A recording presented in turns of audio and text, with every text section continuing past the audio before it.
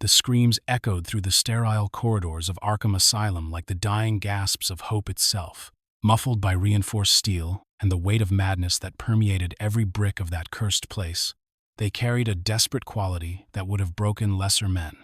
But the Joker was no lesser man. He was something far worse. Something that fed on the symphony of suffering emanating from the blood-stained cell deep in Arkham's forgotten bowels. Jason Todd's voice, once filled with the cocky bravado of youth and the righteous fire of justice, now cracked like autumn leaves beneath the heel of inevitability. Each cry was a prayer unanswered, each plea a testament to the slow, methodical destruction of everything he had once believed in.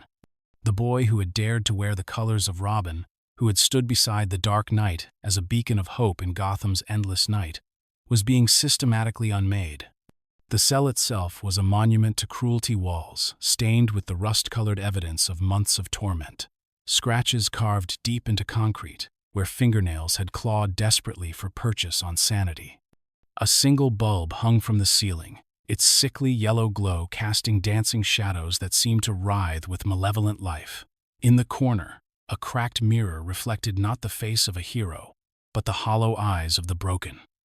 But to understand how Jason Todd came to occupy that nightmarish space, we must journey back to brighter days, to a time when the boy's laughter rang through the halls of Wayne Manor instead of screams through the depths of Arkham. We must return to the moment when Bruce Wayne, haunted by the loss of his first Robin, Dick Grayson, who had outgrown the nest and taken flight as Nightwing, found himself standing over the small form of a street orphan with fire in his eyes and theft on his resume. Jason Todd had been nothing like Dick Grayson. Where Dick possessed natural grace and an almost supernatural ability to bring light to Bruce's darkest moments, Jason carried the hard edges of Crime Alley in his bones. He had learned to survive in the unforgiving streets of Gotham's most dangerous neighborhood, where weakness meant death and hesitation was a luxury only the dead could afford. When Bruce found him attempting to steal the tires from the Batmobile, a feat that required equal measures of audacity and skill, he saw not a criminal, but a kindred spirit forged in the crucible of loss and abandonment. The transition from street thief to Robin had been neither smooth nor simple. Jason's methods were aggressive where Dick's had been graceful, brutal where his predecessor had been elegant. He fought with the desperate hunger of someone who had known real fear, real powerlessness, and was determined never to experience either again. His fists carried the weight of every slight he'd ever endured, every night he'd gone hungry, every moment he'd spent wondering if anyone in the world gave a damn whether he lived or died. Bruce had recognized something of his own darkness in the boy. Perhaps that recognition had blinded him to the warning signs, the subtle differences that would ultimately prove catastrophic. Where Dick's inherent optimism had served as a counterbalance to Batman's grim determination, Jason's cynicism only amplified it. The boy had never quite believed in the possibility of redemption, not for Gotham's criminals, and certainly not for himself. Training sessions in the cave became exercises in barely controlled violence. Jason threw himself into combat practice with a ferocity that both impressed and concerned his mentor. He mastered every technique Bruce taught him, but always with an extra edge of brutality that spoke to deeper wounds than physical conditioning could address. When facing training dummies designed to simulate human opponents, Jason struck to kill rather than disable. When studying criminal psychology, he focused not on rehabilitation but on the most effective methods of inflicting lasting damage. "You're holding back," Jason would snarl during sparring sessions, sweat streaming down his face as he pressed attack after relentless attack. In the real world, they won't show us any mercy. Why should we show them any? Bruce had tried to explain the difference between justice and vengeance, had attempted to illuminate the thin line that separated heroes from the very criminals they fought. But Jason's experiences had carved different lessons into his soul. He had seen what mercy got you in Crime Alley, a knife in the back and a shallow grave in an unmarked lot. The boy's worldview had been forged in shadows too deep for even Batman's light to fully penetrate. Despite these concerns, there had been moments of genuine connection between mentor and student. Late nights in the cave when Jason would pepper Bruce with questions about forensic techniques, his sharp mind dissecting crime scenes with an intuition that rivaled seasoned detectives.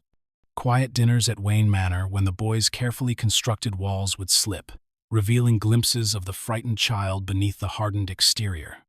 Alfred's gentle presence had worked its own magic, slowly teaching Jason that not all father figures disappeared or betrayed those who depended on them.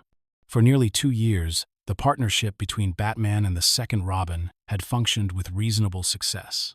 Jason's aggressive tactics proved effective against many of Gotham's street-level criminals, his intimate knowledge of the city's underworld, providing insights that even Bruce's extensive network sometimes missed. The boy's loyalty to his mentor was absolute, even as his methods remained questionable. He would have died for Bruce Wayne without hesitation, a devotion that would ultimately prove both his greatest strength and his most tragic vulnerability. The mission that would change everything began like countless others. Reports of Joker activity had surfaced in the industrial district, whispers of a new scheme that involved kidnapped civilians and the promise of citywide chaos. Intelligence suggested the Clown Prince of Crime was operating from an abandoned toy factory on the outskirts of Gotham, a location that carried its own twisted symbolism for a madman obsessed with corrupting innocence. Jason had insisted on taking point for the reconnaissance phase. His smaller stature and street-honed stealth skills made him the logical choice for gathering initial intelligence. Or so the argument went. In truth, the boy was eager to prove himself, to demonstrate that he belonged at Batman's side not as a junior partner but as an equal. The hunger for validation that had driven him since childhood burned brightest when facing the Joker, the one criminal who represented everything chaotic and senseless about the world. Jason was determined to order through force. The factory itself stood like a monument to abandoned dreams, its broken windows reflecting the pale light of Gotham's perpetually overcast sky.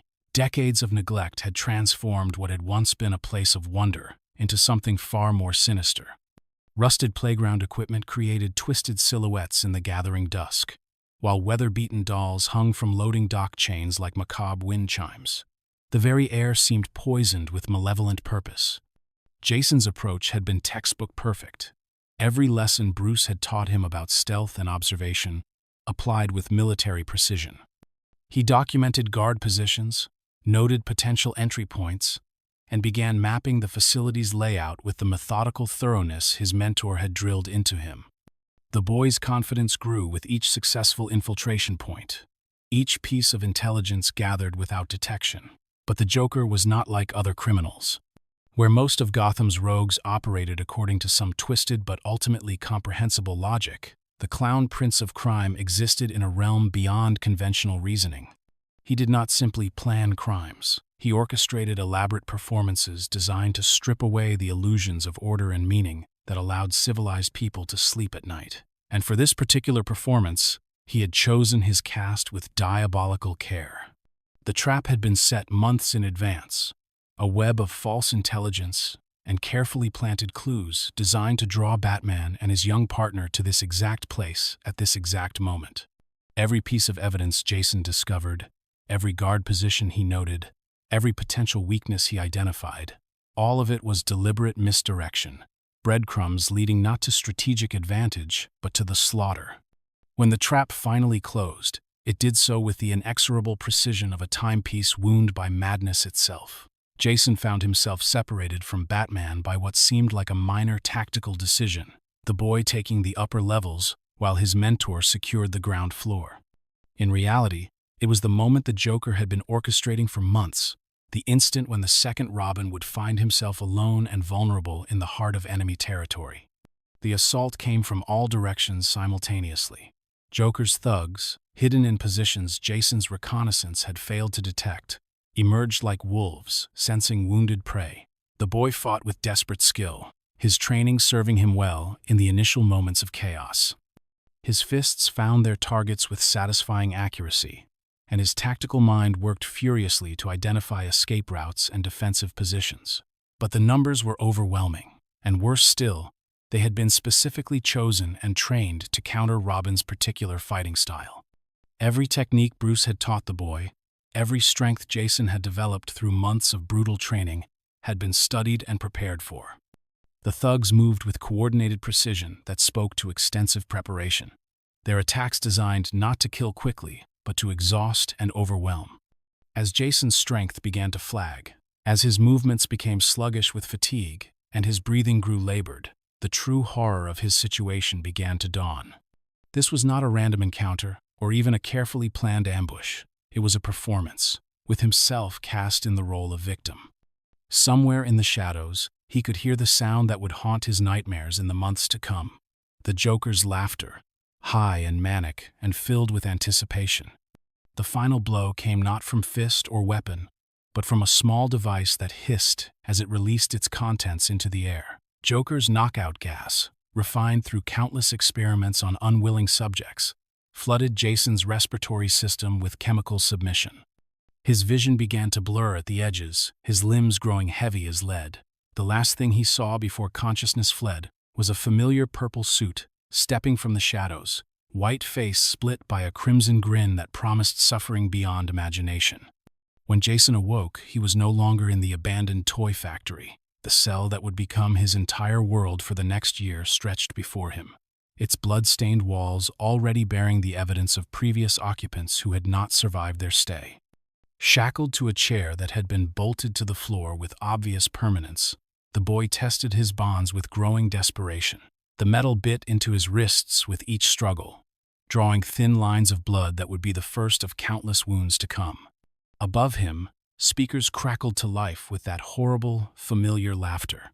The Joker's voice, dripping with mock sympathy, filled the small space like poison gas. "Welcome to your new home, little birdie. I do hope you find the accommodations to your liking. We've put so much effort into preparing for your extended stay." The months that followed blurred together in a haze of systematic torture, designed not merely to cause physical pain, but to dismantle Jason's entire sense of self. The Joker proved to be a student of human psychology as much as chaos theory, applying techniques refined through decades of breaking minds to the specific vulnerabilities of the boy who had dared to stand against him. Physical beatings were interspersed with psychological manipulation.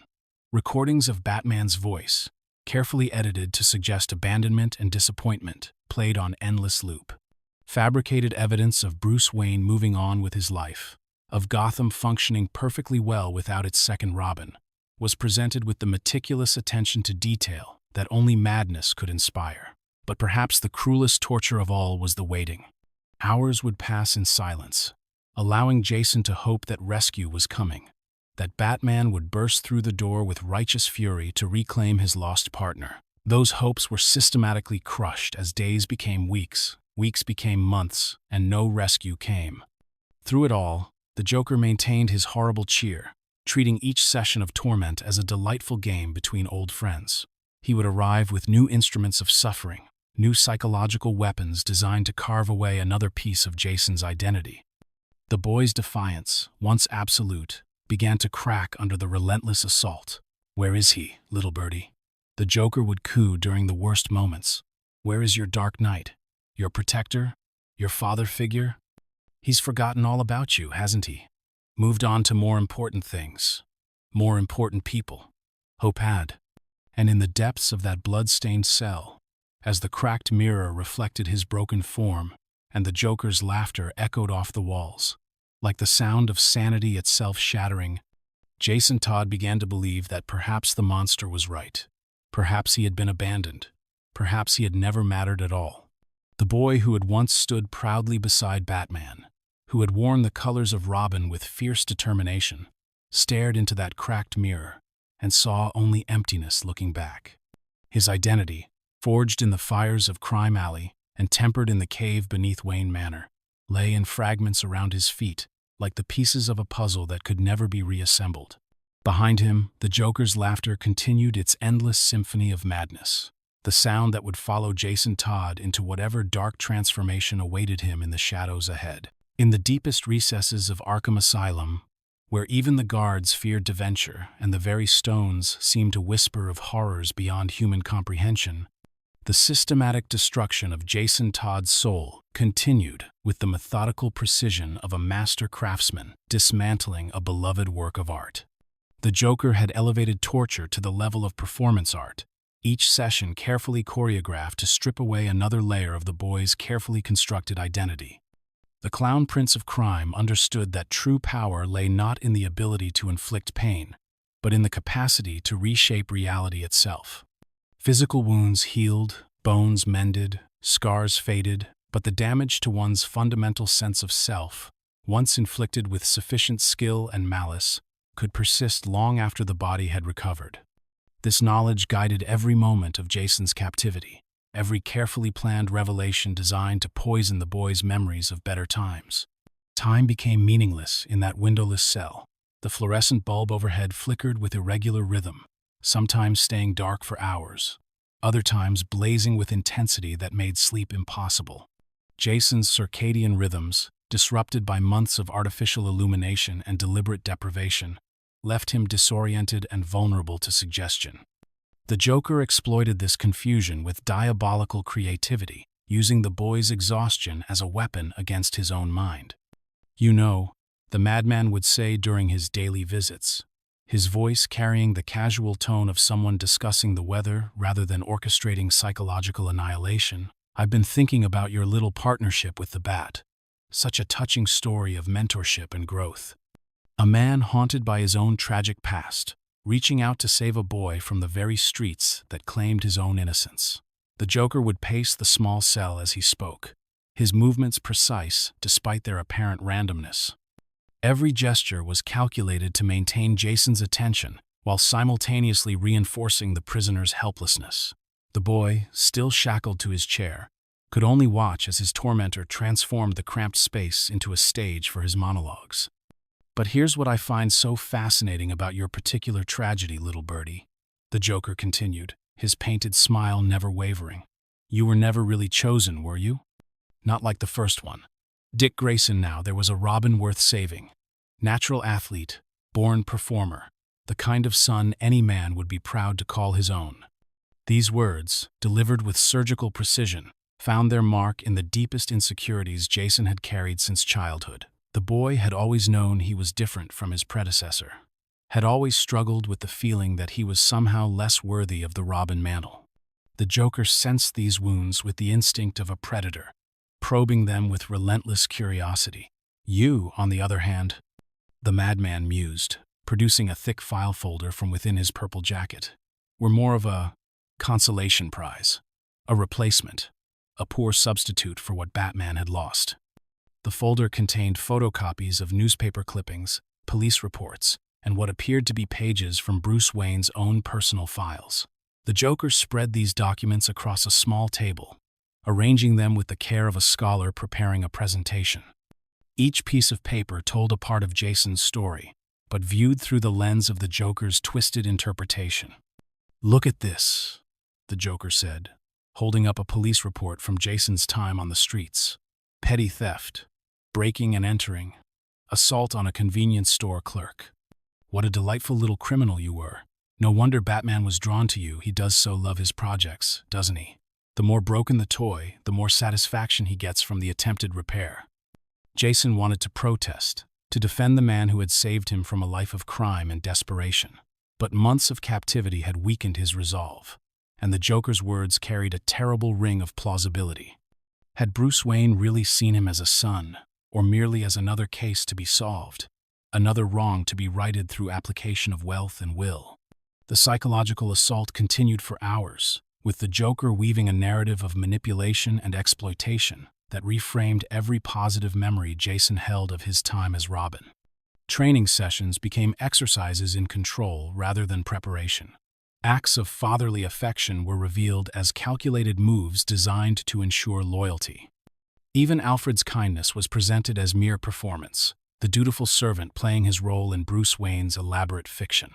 "The beautiful thing about traumatized children," the Joker observed, his voice taking on the tone of a university lecturer discussing his area of expertise, "is how desperately they want to believe in fairy tales.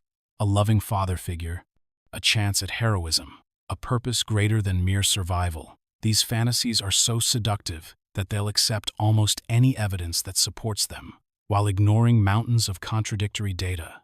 With each passing day, the Joker introduced new pieces of fabricated evidence, each one more damaging than the last. Doctored audio recordings suggested Bruce expressing doubts about Jason's suitability as Robin. Forged diary entries painted the boy as a constant source of worry and disappointment. Financial records, altered with meticulous care, implied that Jason's training and equipment were considered a burden on the Wayne family resources. But the most devastating blow came during what Jason would later remember as the darkest day of his captivity. The Joker arrived at his usual time, but instead of his customary stack of papers and recordings, he carried only a single newspaper, that morning's edition of the Gotham Gazette, still smelling of fresh ink and morning air. "Oh, little birdie," the Joker sang, his voice heavy with mock sympathy. "I have such wonderful news to share with you today. It seems your absence has been, well, let's just say it hasn't gone entirely unnoticed." The newspaper's headline read, "New Robin Spotted in Gotham." Below it, a grainy photograph showed a figure in the familiar red, yellow, and green costume swinging between buildings alongside Batman. The photo quality made identification impossible, but the meaning was unmistakable. Jason Todd had been replaced. The boy stared at the image in stunned silence, his mind struggling to process what his eyes were telling him. This wasn't possible. Batman wouldn't move on so quickly, wouldn't simply find another child to fill the role that Jason had fought so hard to earn. But there it was, printed in black and white, distributed to every newsstand and doorstep in Gotham City. "Tim Drake," the Joker announced cheerfully, settling into the chair he'd had brought in for these sessions. 13 years old, son of wealthy industrialists. Natural detective skills that apparently impressed the Bat enough to earn him your old job. Quite the upgrade, if you ask me. Better breeding, better education, better attitude. None of that pesky street violence you brought to the role. The photograph seemed to burn itself into Jason's retinas, each detail becoming more vivid with every passing second. The new Robin's movements appeared more fluid than Jason's had ever been, more confident, more natural. This wasn't some desperate street kid grateful for a chance at legitimacy. This was someone who belonged in that world, who had earned his place through merit rather than pity. "I wasn't rescued," Jason whispered, the words falling from his lips like drops of poison. "I was replaced." The Joker's grin widened impossibly, his painted features radiating satisfaction at having achieved precisely the reaction he'd orchestrated. This moment, this exact instant of realization, was what months of preparation had been building toward. The complete transformation of Jason's understanding of his relationship with Batman. The final shattering of any hope for rescue or redemption. "Now you're beginning to understand," the madman said, leaning forward in his chair like a therapist, achieving breakthrough with a difficult patient. "All those nights spent training in that cave, all those hours learning to be the perfect little soldier, it was never about you, was it? It was about the role, the symbol. Batman doesn't need Jason Todd. He needs a Robin. And when one Robin breaks or disappears or simply becomes inconvenient, well," the Joker gestured at the newspaper with theatrical flourish. "There's always another eager young face ready to put on the costume and pretend to matter." In the days that followed, Jason's internal narrative underwent a fundamental restructuring. Every memory of warmth between himself and Bruce was re-examined through this new lens of abandonment and betrayal. Had Bruce ever really seen him as a son? Or had he always been auditioning for a replacement? Had those quiet moments in the cave been genuine affection, or merely a skilled manipulator ensuring his weapon remained sharp and loyal? The Joker fed this growing obsession with the methodical patience of a gardener tending poisonous flowers. He provided additional newspaper clippings documenting the new Robin's successes. Each headline a fresh wound in Jason's already shattered sense of self-worth. "Dynamic duo saves Gotham again. New Robin, praised by Commissioner Gordon. Batman and Robin, better than ever. Look at how quickly they've all moved on," the Joker observed during one particularly cruel session.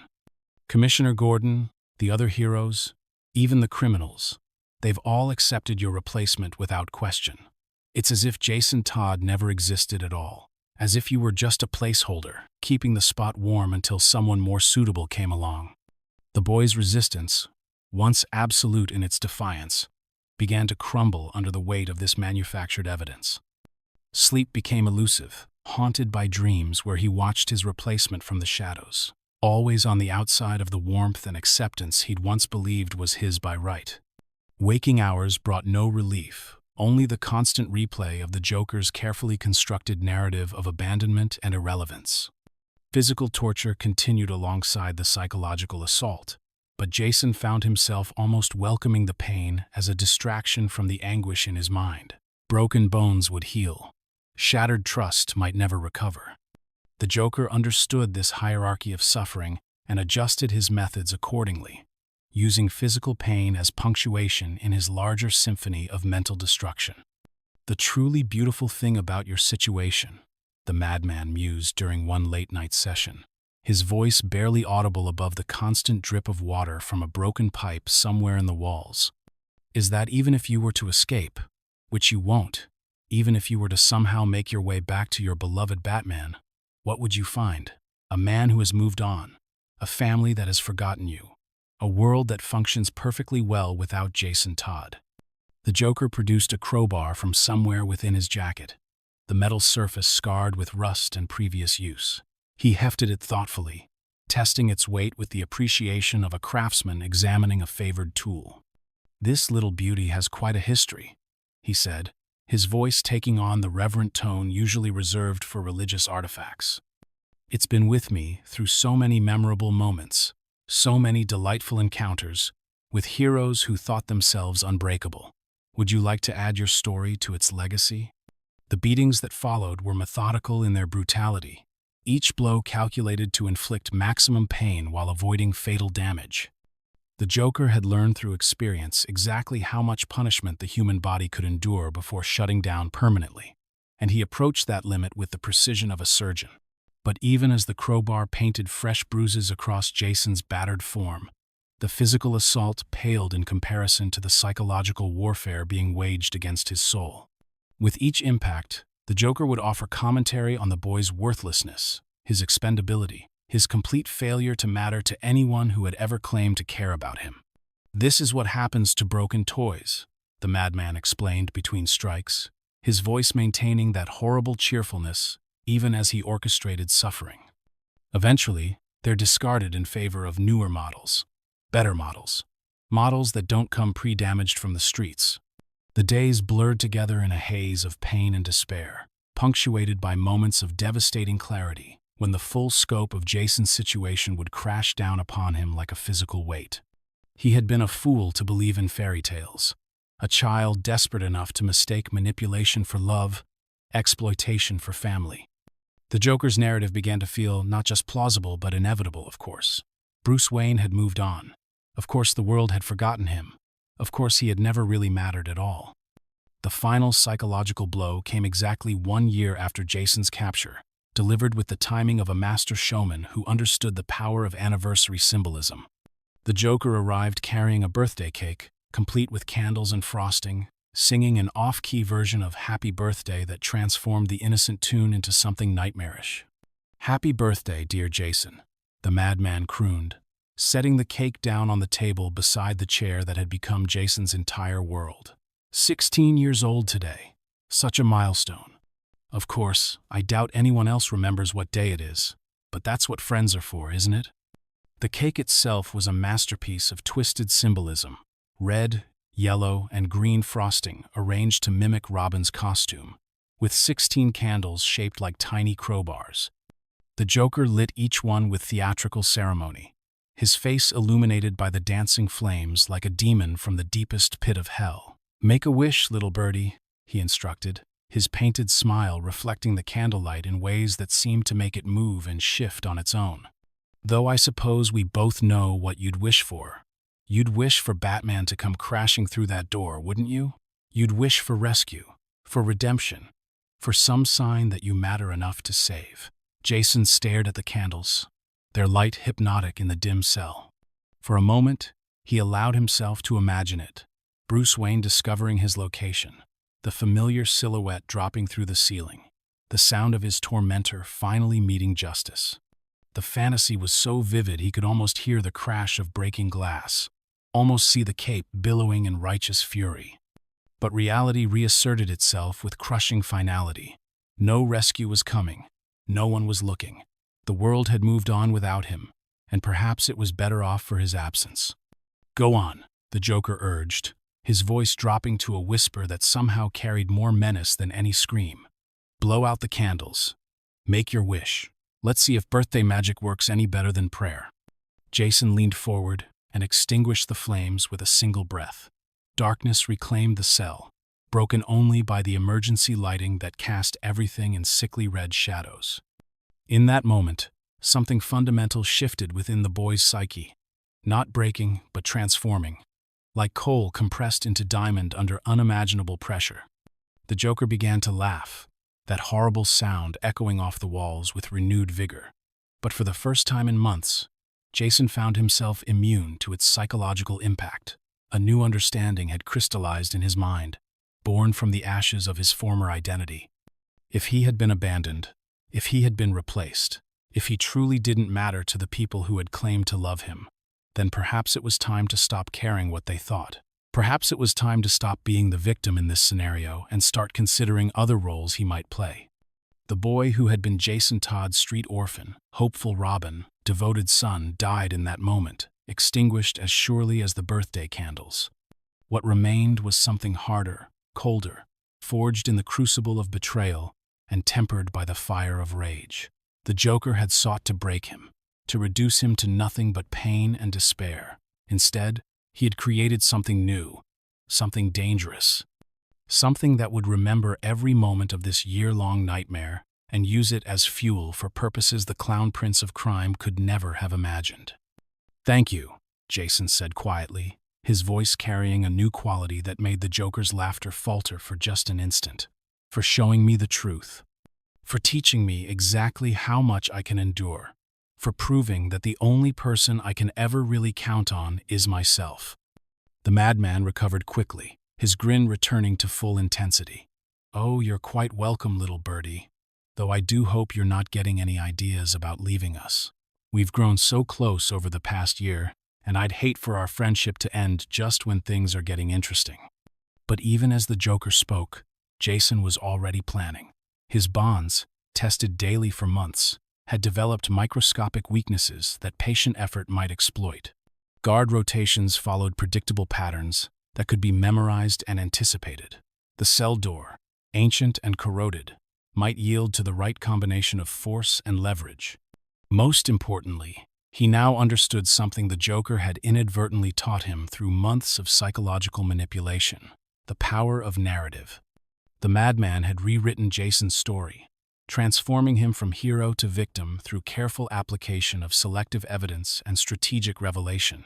But narratives could be rewritten again, and Jason was beginning to imagine new roles for himself in the grand story of Gotham City. He would escape, he would survive, and when he returned to the world that had abandoned him, he would do so not as the broken toy the Joker had tried to create, but as something far more dangerous. Something that understood the true nature of justice, in a world where heroes could be replaced as easily as changing costumes. The boy who had once believed in Batman's mission of redemption was gone forever. In his place sat someone who had learned harder truths about the nature of power, loyalty, and the price of naivety in a world ruled by chaos and abandonment. The Joker continued his monologue, unaware that his masterpiece of psychological destruction had achieved something unintended. He had not broken Jason Todd, he had transformed him into something that would haunt Gotham's nights with the same relentless determination he had once brought to the Robin mantle. And in the depths of that blood-stained cell, as the madman's laughter echoed off walls that had witnessed unspeakable horrors, Jason Todd began to plan his resurrection as something entirely new. Something that would make both Batman and the Joker understand the true cost of their games with human souls. The death of the second Robin was complete, but from those ashes, something far more dangerous was being born. The escape came not with the dramatic flourish of a Hollywood rescue, but with the methodical precision of a mind that had been sharpened on the whetstone of suffering until it could cut through any obstacle. For months, Jason had tested the limits of his restraints during the precious few hours when the Joker's attention was focused elsewhere, when the madman was orchestrating some grand scheme in the city above, or simply sleeping off the exhaustion. that came from maintaining such intense levels of theatrical cruelty. The metal shackles that had held him for over a year had developed hairline fractures where constant pressure had stressed the joints beyond their designed tolerances. Prison-forged patience and street-learned cunning combined in a symphony of careful preparation that would have made his former mentor proud had Bruce Wayne been capable of recognizing what his protégé had become in the crucible of abandonment. When the moment finally arrived, it did so with the quiet inevitability of dawn breaking over Gotham's skyline. A shift change among the guards, a momentary power fluctuation that killed the surveillance cameras for exactly 47 seconds, and a combination of leverage and controlled desperation that finally snapped the weakened restraints. These elements came together like pieces of a puzzle that Jason had been assembling in his mind for months. The first sensation of freedom was not relief, but a cold fury that seemed to crystallize every molecule of air in his lungs. As circulation returned to his limbs in waves of agonizing pins and needles, Jason forced himself to move with deliberate slowness. Every step had to be calculated, every breath controlled.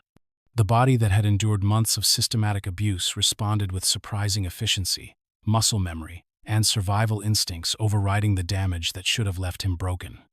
3 guards stood between Jason and the exit, their attention focused on card games and idle conversation, rather than the supposedly secured prisoner in their charge. They had grown complacent during the long months of his captivity, lulled into believing that the broken boy in the cell posed no threat to anyone. This assumption proved to be their first and final mistake. The techniques Jason employed in those crucial minutes bore no resemblance to the controlled, heroic combat methods Batman had taught him. These were the moves of someone who had learned that survival trumped honor, that victory justified any method, and that mercy was a luxury only the secure could afford. The guards fell in silence, their unconscious forms arranged with care to avoid immediate discovery. Each takedown was precise, efficient, and utterly without remorse. The corridors of Arkham stretched before him like arteries in some diseased organism, their institutional lighting casting everything in the sickly pallor of perpetual twilight. Jason moved through these passages like a ghost seeking vengeance, his bare feet making no sound on the polished concrete floors. Every turn brought fresh memories of his arrival at this place, when he had still been foolish enough to believe that rescue was inevitable, that someone who claimed to care would eventually come for him. That naive boy was as dead as if the Joker had put a bullet in his head. What moved through Arkham's halls now was something forged from different materials, entirely hardened by betrayal, sharpened by rage, and focused with the clarity that came from having nothing left to lose. The asylum's security systems, designed to keep inmates contained rather than intruders out, proved surprisingly easy to navigate for someone with Jason's combination of training and motivation. Emergency exits that existed to satisfy fire codes became escape routes. Service tunnels that maintenance crews used to access utilities became highways to freedom. Within an hour of breaking his restraints, Jason Todd stood in the parking lot of Arkham Asylum, breathing free air for the first time in over a year. But freedom, he quickly discovered, was not the same as liberty. The boy who had entered that cursed place no longer existed, and the man who had emerged had no identity to claim, no life to return to, no home that would welcome his resurrection. Bruce Wayne had his replacement. Robin Gotham had its new dynamic duo, and the world had moved on with such completeness that Jason's reappearance would be nothing more than an unwelcome reminder of past failures. So he chose to remain dead. In the eyes of the world, Jason Todd had perished in that abandoned toy factory, another casualty of the endless war between Batman and the Joker. The truth that he had survived, endured, and emerged transformed became a secret he guarded with the same intensity others might protect their most precious treasures. The first year of his exile passed in a blur of constant motion and careful planning. Jason moved through the shadows of the criminal underworld like a predator studying its ecosystem, learning the rhythms and hierarchies that governed Gotham's endless cycle of violence. But he was no longer interested in stopping that cycle. Instead, he began to understand how it might be redirected, focused, and weaponized against those who had failed him. International travel became his education, each destination chosen for the specific skills it could teach. In Russia, he learned from former Spetsnaz operatives how to kill silently and efficiently. In Southeast Asia, he studied with masters of psychological warfare who could break minds without ever laying a hand on their targets. In the Middle East, he apprenticed himself to arms dealers and military contractors who understood that idealism was a luxury that got people killed. Money was surprisingly easy to acquire for someone with Jason's particular combination of skills and complete absence of moral constraints.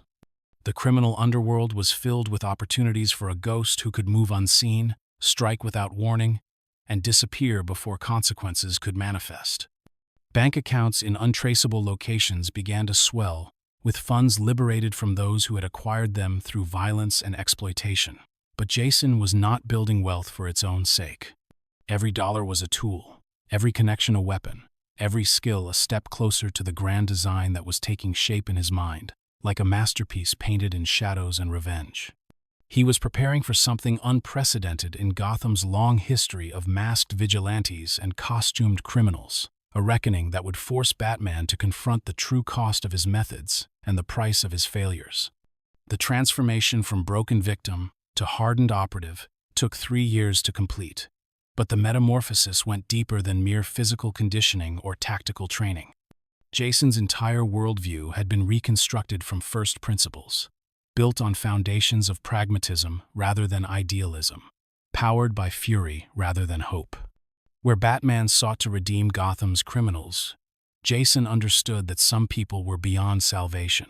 Where Bruce Wayne tried to save lives, Jason recognized that sometimes the greatest mercy was a swift and permanent end to suffering. The turning point came during his 4th year of exile, when intelligence networks he had spent months cultivating brought word of a development that would change everything. Dr. Jonathan Crane, the former psychiatrist turned master of fear known as Scarecrow, had escaped from Arkham Asylum and was assembling resources for what appeared to be his most ambitious scheme yet. Unlike his previous attempts to terrorize Gotham through random application of fear toxin, this plan seemed to target Batman specifically, personally, with surgical precision. For most people, an alliance with Scarecrow would have been unthinkable. The man was a sociopathic genius whose understanding of human psychology made the Joker's crude tortures seem like playground pranks by comparison. But Jason was no longer most people. The boy who had once recoiled from the darkness in men's hearts had been replaced by someone who understood that darkness, embraced it, and was prepared to use it as a weapon against those who deserved it. The meeting took place in an abandoned chemical plant on the outskirts of Gotham, a location that carried its own symbolic weight, given the role such places had played in creating some of the city's most notorious villains. Scarecrow arrived with the theatrical flair that all of Gotham's rogues seemed to consider essential, his burlap mask and tattered robes making him appear more like a medieval plague doctor than a modern criminal. "Jason Todd," Crane said, his voice carrying the cultured accent of academia, wrapped around core of clinical detachment. "The boy who died, and yet lives. How deliciously appropriate that we should meet in a place where so many other transformations have occurred." The conversation that followed lasted for hours. Two brilliant minds circling each other like predators, establishing dominance hierarchies.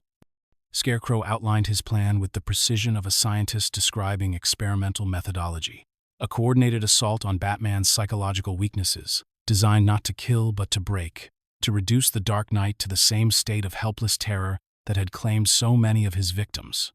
"Fear," Crane explained, his fingers tracing patterns in the chemical residue that coated the factory's surfaces, "is the most honest of emotions. It strips away pretense, reveals truth, forces acknowledgement of reality that comfortable lies usually obscure. Batman has spent years projecting fear onto others while remaining immune to its effects himself. My goal is to correct that imbalance." Jason listened with the attention of a student absorbing lessons from a master, but his mind was already racing ahead to possibilities Scarecrow hadn't considered. The plan was sound as far as it went, but it lacked the personal dimension that would make it truly devastating. Batman's greatest fear wasn't death or failure in abstract terms. It was the specific horror of losing those he had sworn to protect, of having his mission to prevent others from experiencing his childhood trauma result in exactly that outcome. "Your plan has merit," Jason said carefully, his voice carrying none of the eagerness that might have suggested desperation for alliance. "But it's incomplete. You're thinking of Batman as a symbol to be destroyed, when what you should be targeting is Bruce Wayne, the man. His greatest vulnerability isn't his fear of failure. It's his guilt over the failures that have already occurred." What followed was a collaboration unlike anything either man had previously experienced. Scarecrow provided the psychological expertise and chemical resources, while Jason contributed tactical knowledge and, most importantly, intimate understanding of Batman's methods and weaknesses. Together, they began to construct something that was part military operation, part psychological experiment, and part elaborate performance art designed to force Gotham's protector to confront truths he had spent years avoiding. The identity Jason chose for this grand reckoning was born from the very symbol Batman had used to inspire fear in criminals for decades. If Bruce Wayne could transform trauma into a symbol of justice, then Jason Todd could transform betrayal into something far more potent. The Arkham Knight, a title that married the place of his rebirth with the classical concept of chivalric service perverted into something darker. The suit itself was a masterpiece of military engineering crossed with psychological warfare, where Batman's costume was designed to project the image of a creature of the night, something primal and elemental. The Arkham Knight's armor suggested something far more threatening, a fusion of advanced technology and cold, calculating intelligence that had learned from Batman's methods and improved upon them. The helmet was perhaps the most crucial element, its design echoing the classical imagery of medieval knights, while incorporating advanced voice modulation systems and tactical displays that would make its wearer a master of any battlefield. The mask served multiple purposes beyond simple concealment. It transformed Jason's voice into something mechanical and threatening, while providing constant tactical information that allowed him to stay several steps ahead of any opponent. But the armor was more than mere protection or intimidation. It was a symbol of evolution, of what Batman's methods could become when freed from the moral constraints that Bruce Wayne's trauma had imposed upon them. Where Batman sought to minimize casualties, the Arkham Knight understood that sometimes the greatest kindness was decisive action. Where Bruce Wayne hesitated to use lethal force, Jason Todd had learned that some problems could only be solved through permanent solutions. The weapons systems integrated into the armor reflected this philosophical transformation. Non-lethal options existed, but they were supplemented by tools that could kill quickly and efficiently when the situation demanded it. Jason had spent too many years watching Gotham's revolving door of criminal justice to believe that imprisonment was an adequate response to true evil. Recruitment for what would eventually become the Arkham Knight's militia began in the shadows of Gotham's underworld, among men and women who had grown tired of the endless cycle of capture and escape that defined the city's relationship with its criminal element. These were not the random thugs that typically served costumed villains, but experienced military contractors, former special forces operatives, and mercenaries who understood that war was a profession requiring specific skills and unwavering commitment. Each recruit was chosen not just for their tactical abilities, but for their psychological profile, individuals who had become disillusioned with traditional concepts of justice, who had seen enough of the world's darkness to understand that sometimes order could only be imposed through overwhelming force. They were offered not just payment, but purpose, the chance to serve in an organization that would finally address Gotham's problems with the seriousness they deserved. Training exercises took place in abandoned facilities, scattered throughout the industrial districts surrounding Gotham, locations where the militia could practice the specific tactics they would need to neutralize Batman and his allies. Every exercise was based on extensive study of the Dark Knight's methods, weaknesses identified through years of observation and analysis by someone who had once fought beside him. The Arkham Knight knew Batman's patrol routes, understood his psychological triggers, could predict his responses to various threats, with the accuracy of someone who had spent years learning to think like Bruce Wayne. This intimate knowledge became the foundation for strategies that would force Batman into reactive mode, always responding to threats rather than investigating them, always one step behind an opponent who understood him better than he understood himself. But the true genius of the plan lay not in its tactical elements but in its psychological architecture. The Arkham Knight wasn't simply another villain seeking to destroy Batman, he was a mirror reflecting back the logical endpoint of Bruce Wayne's mission, when freed from the moral constraints that limited its effectiveness.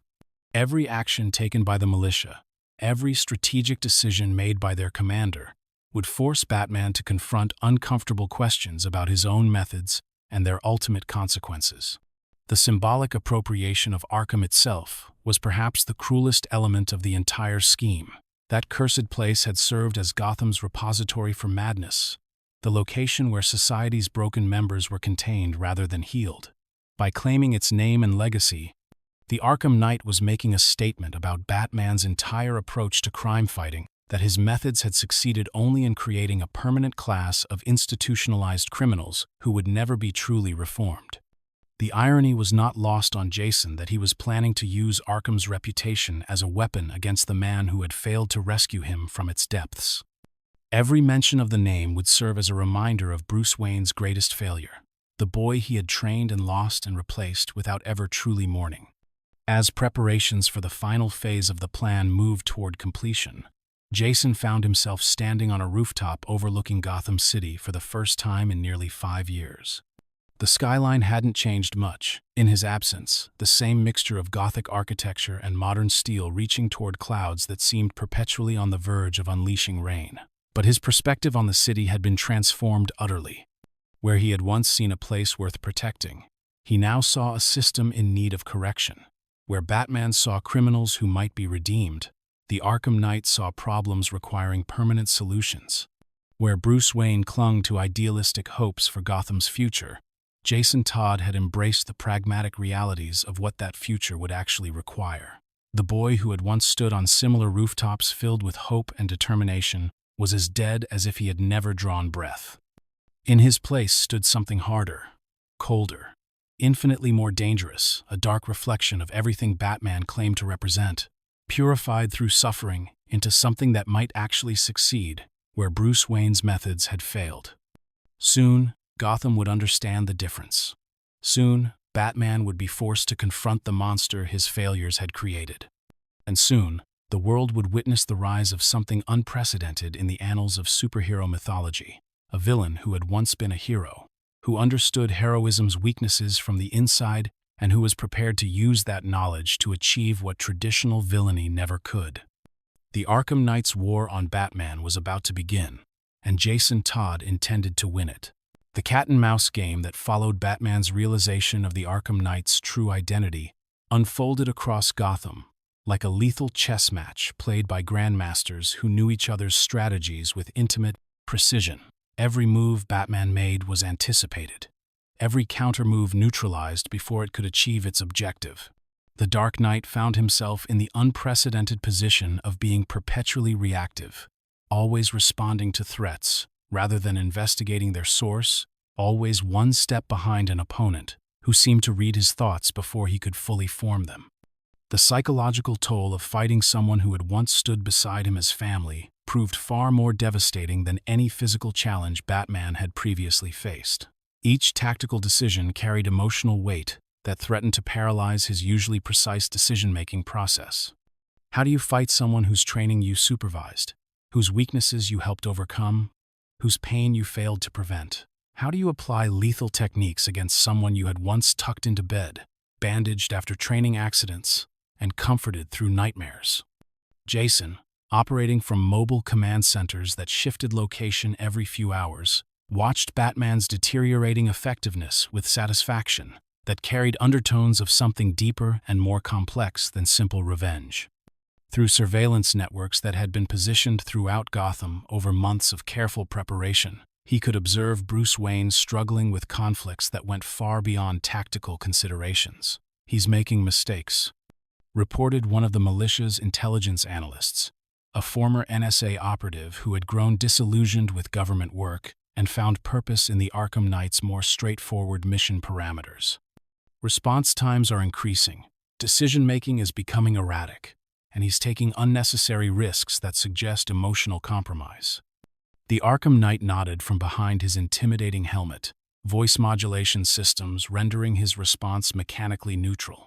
Bruce Wayne has always been vulnerable to guilt and self-doubt, We're simply applying pressure to existing fault lines until the structure collapses under its own weight." But even as he spoke those words with clinical detachment, Jason found himself experiencing unexpected emotional turbulence. Watching Batman struggle, seeing the man who had once seemed invincible, reduced to desperate improvisation, triggered memories that the years of hardening and preparation had failed to completely suppress. Moments of genuine affection between mentor and student. Times when Bruce Wayne had been not the Dark Knight, but simply a man trying to provide guidance to a boy who had known too little kindness in his young life. These unwelcome recollections were ruthlessly suppressed, pushed down into mental compartments that had been constructed specifically to contain such weaknesses. The mission demanded clarity of purpose that sentimentality could only compromise. Bruce Wayne's pain was not Jason's responsibility.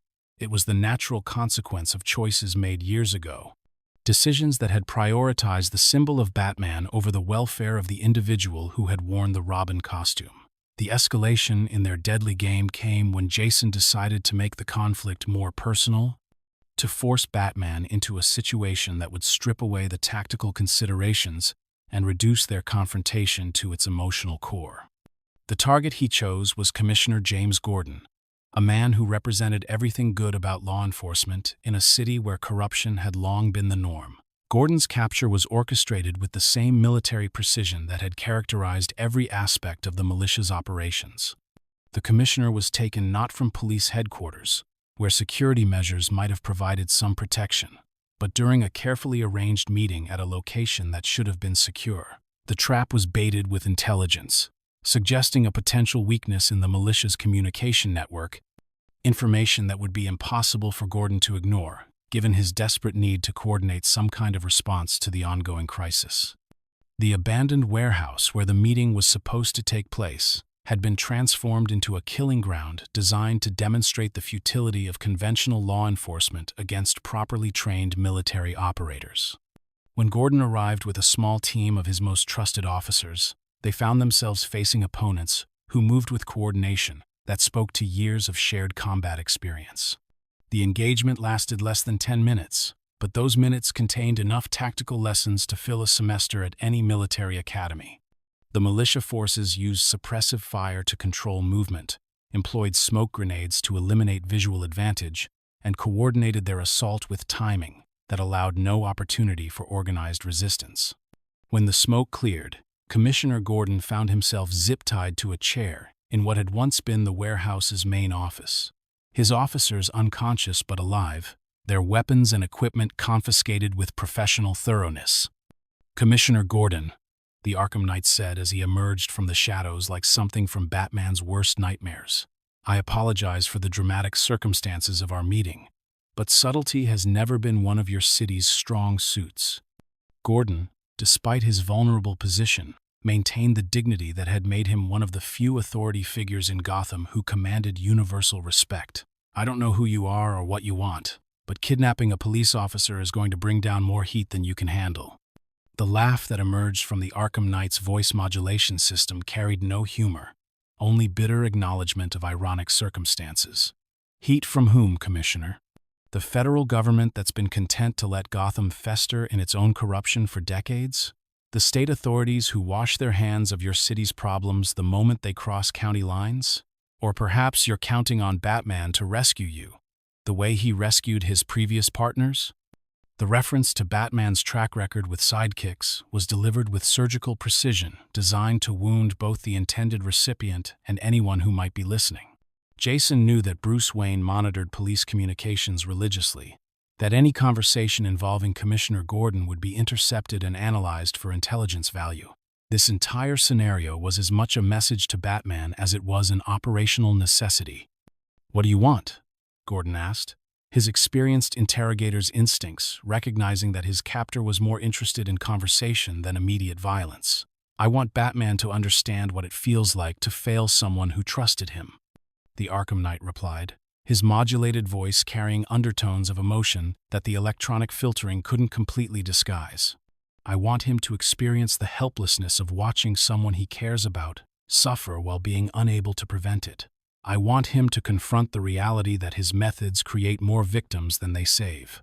Gordon's years of experience dealing with Gotham's criminal element had taught him to recognize genuine pain beneath theatrical presentation. Whatever motivated the Arkham Knight went deeper than simple criminal ambition or even traditional revenge.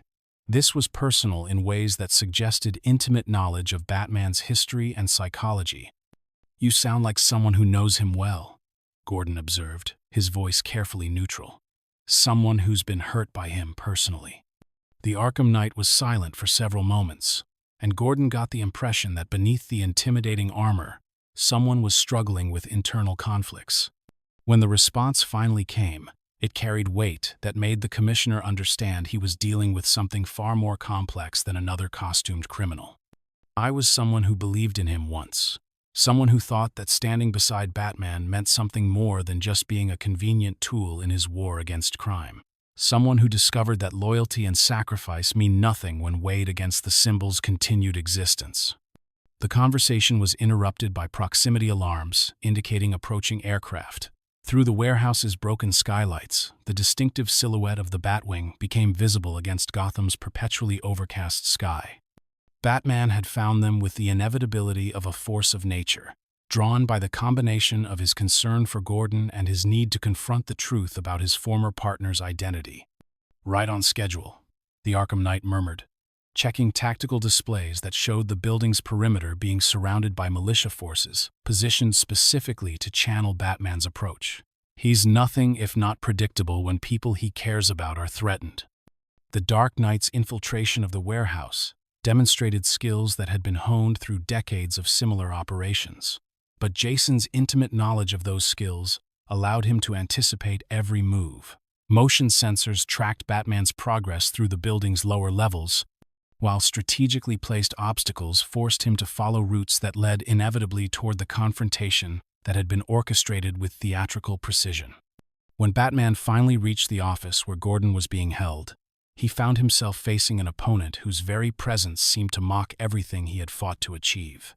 The Arkham Knight stood in classical pose, with military bearing that suggested professional training far beyond anything Gotham's traditional criminals possessed.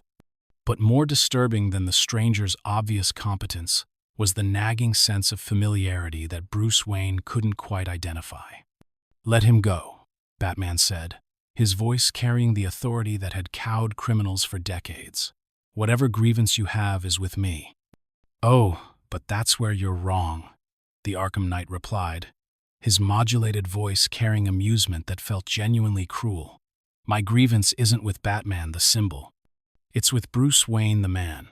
The father figure who promises protection and then fails to deliver. The mentor who teaches young people to trust him and then abandons them when that trust becomes inconvenient." The specificity of the accusations hit Batman like physical blows, each word crafted to resonate with his deepest fears about his role in the lives of those he had drawn into his war against crime. This wasn't the random hostility of a stranger. This was someone who understood his psychological vulnerabilities with intimate precision. "You don't know what you're talking about," Batman said, but even as the words left his mouth, he recognized their inadequacy. The Arkham Knight's accusations carried the weight of specific knowledge that suggested personal experience rather than external observation. "Don't I?" the Arkham Knight asked, beginning to pace around the perimeter of the room with predatory grace. "Tell me, Batman, when you recruited Jason Todd, did you warn him about the mortality rate of your previous partners? Did you explain that wearing the Robin costume came with a statistical probability of death or permanent psychological damage? Or did you simply dress him up in bright colors and send him into battle against killers who showed no mercy to children?" The mention of Jason's name in that context, delivered with such bitter precision, made Batman's blood run cold.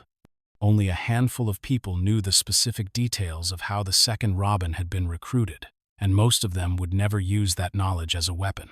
But the implications of the Arkham Knight's words were too horrifying to accept, too devastating to confront without absolute proof. "Jason Todd is dead," Batman said, his voice carrying conviction that was really desperate hope. "I searched for him. I found evidence of his death." "You found what the Joker wanted you to find," the Arkham Knight corrected, his stance shifting in ways that triggered recognition Batman wasn't ready to acknowledge. You found convenient closure that allowed you to move on to your next potential victim. Tell me, how long did you mourn before you recruited Tim Drake? How many sleepless nights did you spend wondering if you could have done something different? The question struck with the accuracy of guided missiles targeting Bruce Wayne's most carefully guarded emotional vulnerabilities. Each one carried implications that threatened to unravel the psychological frameworks that had allowed him to continue his mission, despite its obvious dangers to those who chose to follow him.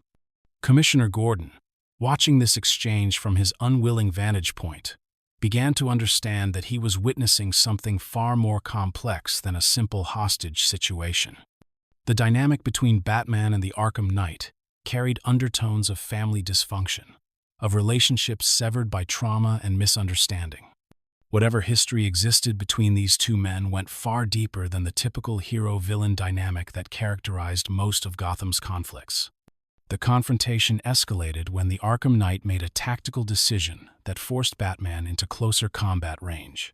With movements that seemed to blur the line between military training and acrobatic grace, he launched himself across the room in an assault pattern that was achingly familiar to anyone who had trained extensively with the second Robin. Batman found himself defending against techniques he had taught, countering strategies he had developed, fighting someone whose every move seemed to anticipate his responses before he could fully execute them. The combat was technically brilliant but emotionally devastating. Each exchange a reminder of training sessions in the cave when he had been a mentor rather than an opponent.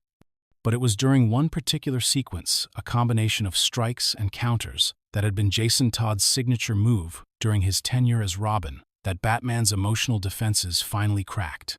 The muscle memory was too specific, too perfect, too impossibly familiar to deny. Only one person had ever executed that particular combination, with such precise timing and devastating effectiveness. "Jason," Batman whispered, the name falling from his lips, like a prayer and an accusation combined. The Arkham Knight's response was to intensify his assault, but something in his body language had changed. The clinical detachment that had characterized his movements was replaced by something raw, more desperate. The fight became less about tactical advantage and more about the violent expression of years of suppressed pain and rage. When the Arkham Knight finally spoke again, his voice modulation system seemed to falter, allowing traces of human emotion to leak through the electronic filtering. "You left me to die, Bruce. You let the Joker break me, and then you moved on like I never mattered at all." The words hit Batman with more force than any physical blow could have delivered. The confirmation of his worst fears, the realization that his greatest failure had returned to destroy everything he had built, the understanding that the boy he had loved as a son now hated him with the intensity of someone who had been utterly betrayed. All of it crashed down on Bruce Wayne's psychological defenses like a tsunami. For the first time in his career as Batman, Bruce Wayne found himself completely unable to respond. The techniques that had carried him through decades of conflict, the emotional discipline that had allowed him to function despite unimaginable trauma, the certainty that had guided his mission since childhood, all of it evaporated in the face of this impossible, devastating reunion. The Arkham Knight stood before him, armor gleaming in the warehouse's artificial lighting, representing everything Batman had failed to prevent and everything he had failed to save. And in that moment of recognition, the Dark Knight realized that his greatest enemy wasn't some external threat to Gotham's safety, but the living consequence of his own inadequacies as a mentor, protector, and father figure. The boy he had trained to fight at his side had returned as the man who might finally succeed in destroying him. And the most horrible part of all was that perhaps, just perhaps, it was exactly what Bruce Wayne deserved. The assault on Gotham began not with the theatrical flourishes that had characterized previous supervillain schemes, but with the methodical precision of a military operation conducted by professionals who understood that spectacle was the enemy of effectiveness. In the pre-dawn hours of October 31st, a date chosen for its symbolic resonance with fear and transformation, the Arkham Knight's militia deployed across the city with coordinated timing that spoke to months of meticulous planning and reconnaissance. The first wave of attacks targeted Gotham's communications infrastructure with surgical precision. Cell towers, internet hubs, and emergency dispatch centers found themselves simultaneously overwhelmed by cyber attacks that had been crafted to exploit vulnerabilities in systems that most citizens had never even considered. Within minutes, Gotham's ability to coordinate emergency response had been reduced to chaos, leaving the city's 8 million residents essentially isolated from official help. But the digital assault was merely a prelude to something far more ambitious. As the sun crested the horizon, painting Gotham's skyline in shades of amber and gold, that would be the last natural light many citizens would see for hours. Scarecrow's contribution to the grand design began to manifest in the most horrifying way imaginable. Fear toxin, refined through years of experimentation into its most potent form, began seeping into the city's water supply through infiltration points that had been identified and prepared months in advance. The compound had been engineered not for immediate effect, but for gradual saturation, allowing it to spread throughout Gotham's population before symptoms became apparent. By the time citizens began experiencing the first whispers of manufactured terror, the entire city had become a laboratory for Dr. Jonathan Crane's most ambitious experiment in mass psychological manipulation. The toxin's effects varied among individuals based on personal psychology and dosage levels, but the overall result was a city gripped by creeping dread that seemed to emanate from the very air itself. Rational thought became increasingly difficult as primitive fear responses overwhelmed higher brain functions. Citizens found themselves paralyzed by terrors they couldn't name, seeing threats in every shadow, danger in every stranger's face. Into this atmosphere of mounting panic, the Arkham Knight's militia began their ground operations with the efficiency of an occupying force that had studied every street, every building, every potential point of resistance in exhaustive detail. These were not the random thugs that typically served Gotham's costumed criminals, but experienced military contractors who moved with tactical precision that would have impressed even Amanda Waller's most elite Task Force X operatives. Advanced military vehicles rolled through Gotham's streets like mechanical predators, their armor plating designed to deflect small arms fire, while their weapon systems could disable everything from police helicopters to armored SWAT vehicles. The militia had learned from the failures of previous attempts to militarily occupy urban territory. They controlled key intersection points, established supply lines, and created overlapping fields of fire that made conventional police response not just ineffective but actively suicidal. The psychological impact of seeing actual tanks rolling through downtown Gotham proved almost as devastating as the fear toxin itself. For decades, the city's citizens had grown accustomed to the surreal spectacle of costumed heroes and villains engaging in elaborate battles across rooftops and through the streets. But this was different. This carried the weight of real military force, applied by people who understood urban warfare as a science rather than performance art. Batman's initial response followed patterns that the Arkham Knight had predicted with disturbing accuracy. The Dark Knight emerged from whatever location had served as his base during the daylight hours and immediately began attempting to establish communication with the GCPD, emergency services, and his network of allies scattered throughout the city. Each attempt met with frustration as systems that had functioned reliably for years suddenly proved compromised or unreachable. Commissioner Gordon, trapped in police headquarters by militia forces that had surrounded the building within the first hour of operations, found himself in the unprecedented position of being unable to coordinate any meaningful response to the crisis. The building's landline communications had been severed. Radio frequencies were being jammed by sophisticated electronic warfare equipment, and even the emergency protocols designed to contact federal authorities had been anticipated and neutralized. "Sir," Officer Blake reported, his voice tight with barely controlled panic as he peered through reinforced windows at the armored vehicles positioned around the building's perimeter. "They're not making any demands. They're not trying to breach the building. They're just waiting." The waiting was perhaps the most unnerving aspect of the entire operation. Traditional criminal takeovers involved clear objectives: robbery, hostage situations, territorial disputes that could be understood and potentially negotiated. But the militia seemed content to simply maintain their positions, creating an atmosphere of suspended threat that was far more psychologically devastating than active violence would have been. Meanwhile, Across the city, Robin and Oracle were experiencing their own frustrations as they attempted to coordinate a response to the unprecedented crisis. Tim Drake, the current bearer of the Robin mantle, had inherited Dick Grayson's technical skills, along with Jason Todd's tactical mindset, but even his considerable abilities were being overwhelmed by the scope and sophistication of the assault. Oracle, I'm getting nothing on the emergency frequencies. Robin reported through the encrypted communication system that represented one of the few digital networks still functioning in the city. Whoever's running this operation has military-grade electronic warfare capabilities. They're not just jamming signals, they're feeding false information through the systems they haven't completely shut down. Barbara Gordon, operating from the clock tower that served as Oracle's primary base of operations, found herself fighting a cyber war against opponents who seemed to anticipate her every countermove. Decades of experience in digital combat had taught her to recognize the signatures of various hacker organizations, government agencies, and criminal syndicates. But the attacks she was facing carried no familiar fingerprints. They demonstrated capabilities that suggested resources and training beyond anything Gotham's traditional criminals had ever possessed. Whoever's coordinating this has insider knowledge, Oracle reported, her fingers flying across multiple keyboards as she attempted to maintain secure communication channels while simultaneously gathering intelligence on the attackers.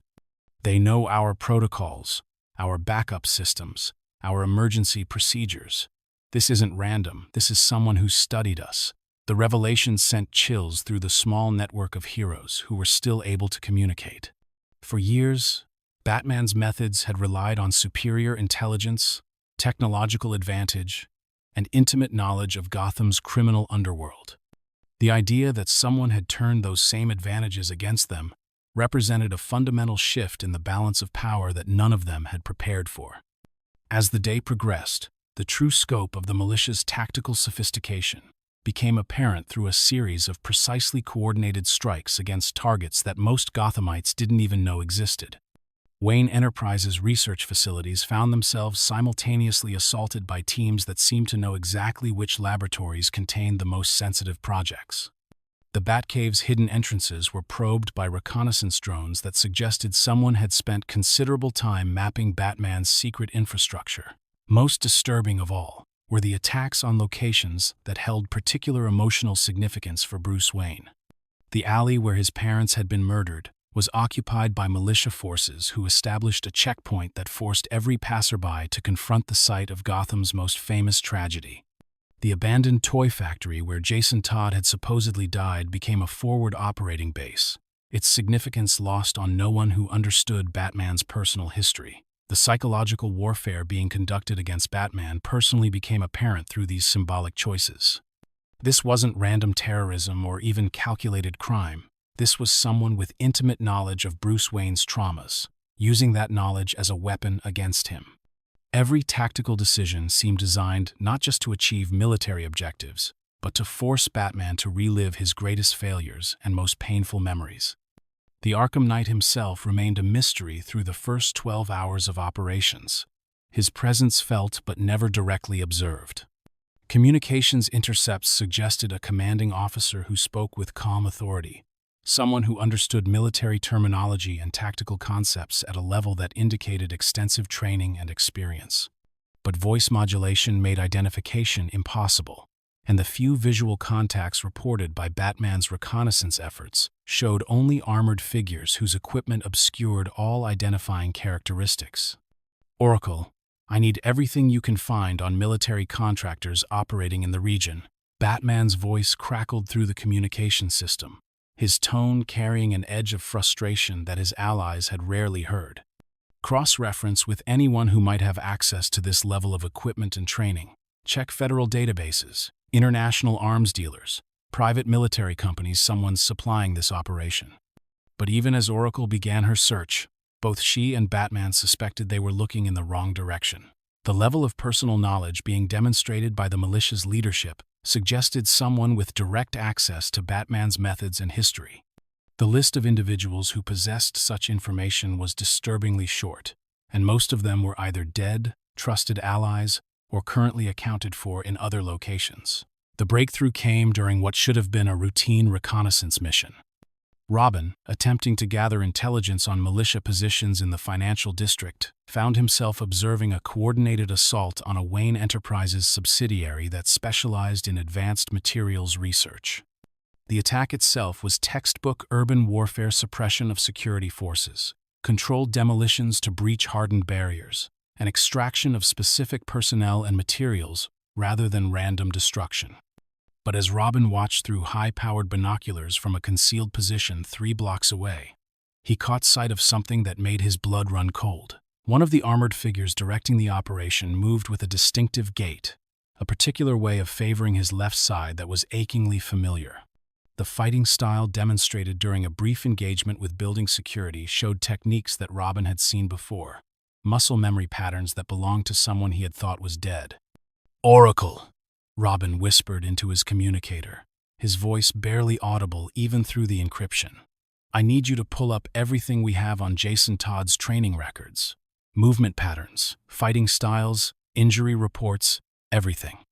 The analysis that followed confirmed Robin's growing suspicions with the inexorable logic of scientific methodology. Gait analysis software compared the mystery figure's movement patterns with archived footage of the second Robin, finding correlation coefficients that made coincidence statistically impossible. Fighting style analysis revealed signature moves that Batman had taught only to Jason, techniques that had never been documented or shared with other members of the team. Most damning of all was a brief moment when the figure's voice modulation system seemed to malfunction, allowing a few words to come through unfiltered. Oracle's voice recognition software, programmed with samples from every member of the extended Bat family, found a match that shattered the last remnants of doubt. Jason Todd was alive. Jason Todd was leading the militia that had brought Gotham to its knees. And Jason Todd was orchestrating what appeared to be a systematic campaign designed to destroy everything Batman had built. The revelation hit Batman like a physical blow, forcing him to confront the impossible reality that his greatest failure had returned as his most dangerous enemy. The boy he had trained, protected, and ultimately failed to save had somehow survived the ordeal that should have killed him, and emerged as something far more threatening than any traditional criminal Gotham had ever faced. But the psychological impact of Jason's survival paled in comparison to the implications of his transformation. This wasn't a brainwashed victim acting under external control, or a confused young man lashing out in pain and anger. The tactical sophistication being demonstrated by the militia's leadership suggested someone who had spent years preparing for this moment, someone who understood Batman's methods intimately and had developed counters for every technique Bruce Wayne had ever mastered. "He knows how I think," Batman said quietly, his voice carrying a weight of realization that made Oracle's heart ache for her mentor and friend. "Every move I make, he's already anticipated. Every tactic I try, he's prepared for. He's not just using my training against me, he's improved on it." The revelation transformed the entire nature of the conflict, from military occupation to personal vendetta. This wasn't Scarecrow's scheme with hired muscle. This was Jason Todd's war against the man who had failed to save him, conducted with resources and capabilities that made him more dangerous than any enemy Batman had ever faced. As night fell over Gotham for the first time since the assault began, the city's skyline was illuminated not by the familiar searchlight of the Bat signal, but by the glow of fires burning in a dozen locations across the metropolitan area. The militia had achieved in 12 hours what decades of conventional crime had never accomplished: the complete breakdown of Gotham's emergency response systems and the establishment of an occupying force that seemed prepared for extended operations. But for Batman, the tactical situation had become secondary to the personal crisis that threatened to overwhelm even his legendary emotional control. Somewhere in the chaos of his occupied city, the boy he had trained and loved and lost was waiting for him, with years of pain transformed into a weapon capable of destroying everything Bruce Wayne had spent his life trying to protect. The Dark Knight's greatest test was about to begin, and for the first time in his career, he wasn't certain he possessed the strength to face it. The silence that followed Jason's revelation stretched between them like a chasm filled with years of unspoken pain, accumulated guilt, and the bitter residue of love that had curdled into something far more dangerous. In that suspended moment, the warehouse around them seemed to fade into irrelevance, leaving only two figures locked in a confrontation that transcended the immediate physical reality of their situation. This was no longer Batman versus the Arkham Knight. This was Bruce Wayne, facing the living embodiment of his greatest failure as a father, mentor, and human being. Batman's legendary composure, forged through decades of trauma and loss, cracked like ice under pressure. The man who had stared down gods and demons, who had faced his own death with stoic acceptance, found himself paralyzed by the sight of the boy he had failed to save. Every calculated response he might have offered died in his throat, every tactical consideration rendered meaningless by the emotional magnitude of what stood before him.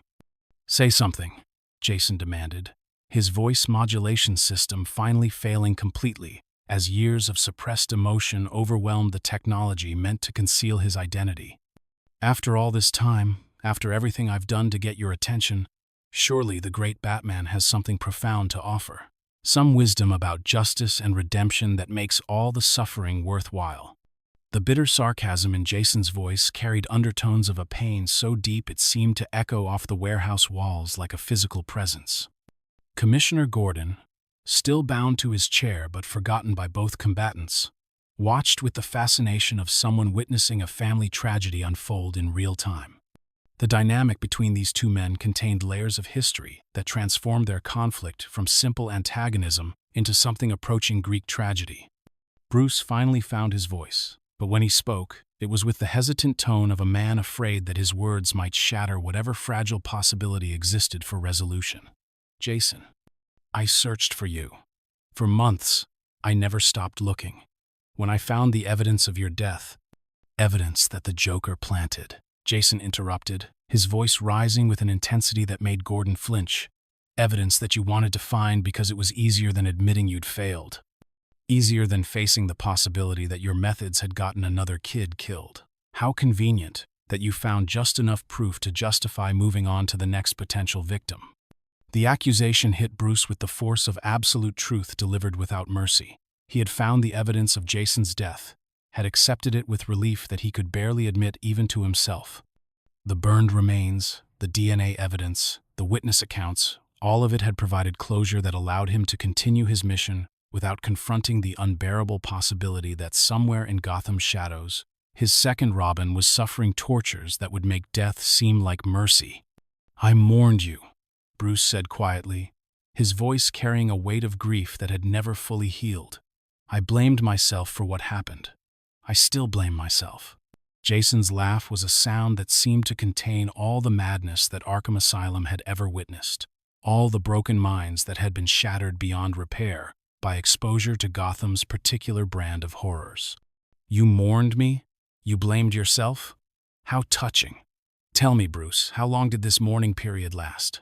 A week? A month? However long it took you to decide that Tim Drake would make a suitable replacement?" The mention of his successor's name seemed to trigger something deeper in Jason's psychological landscape, a wound that had been festering for years without proper treatment. The boy who had always struggled with feelings of inadequacy, who had never quite believed he was worthy of the Robin mantle, had discovered that his worst fears about his expendability had been confirmed in the most brutal way possible.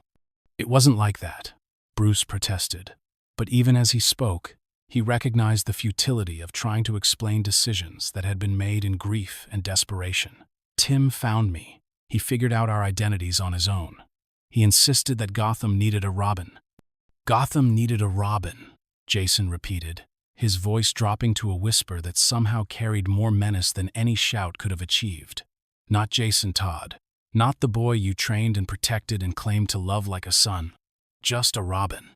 Just another warm body to fill the costume and provide the illusion that your crusade serves some purpose beyond your own psychological needs."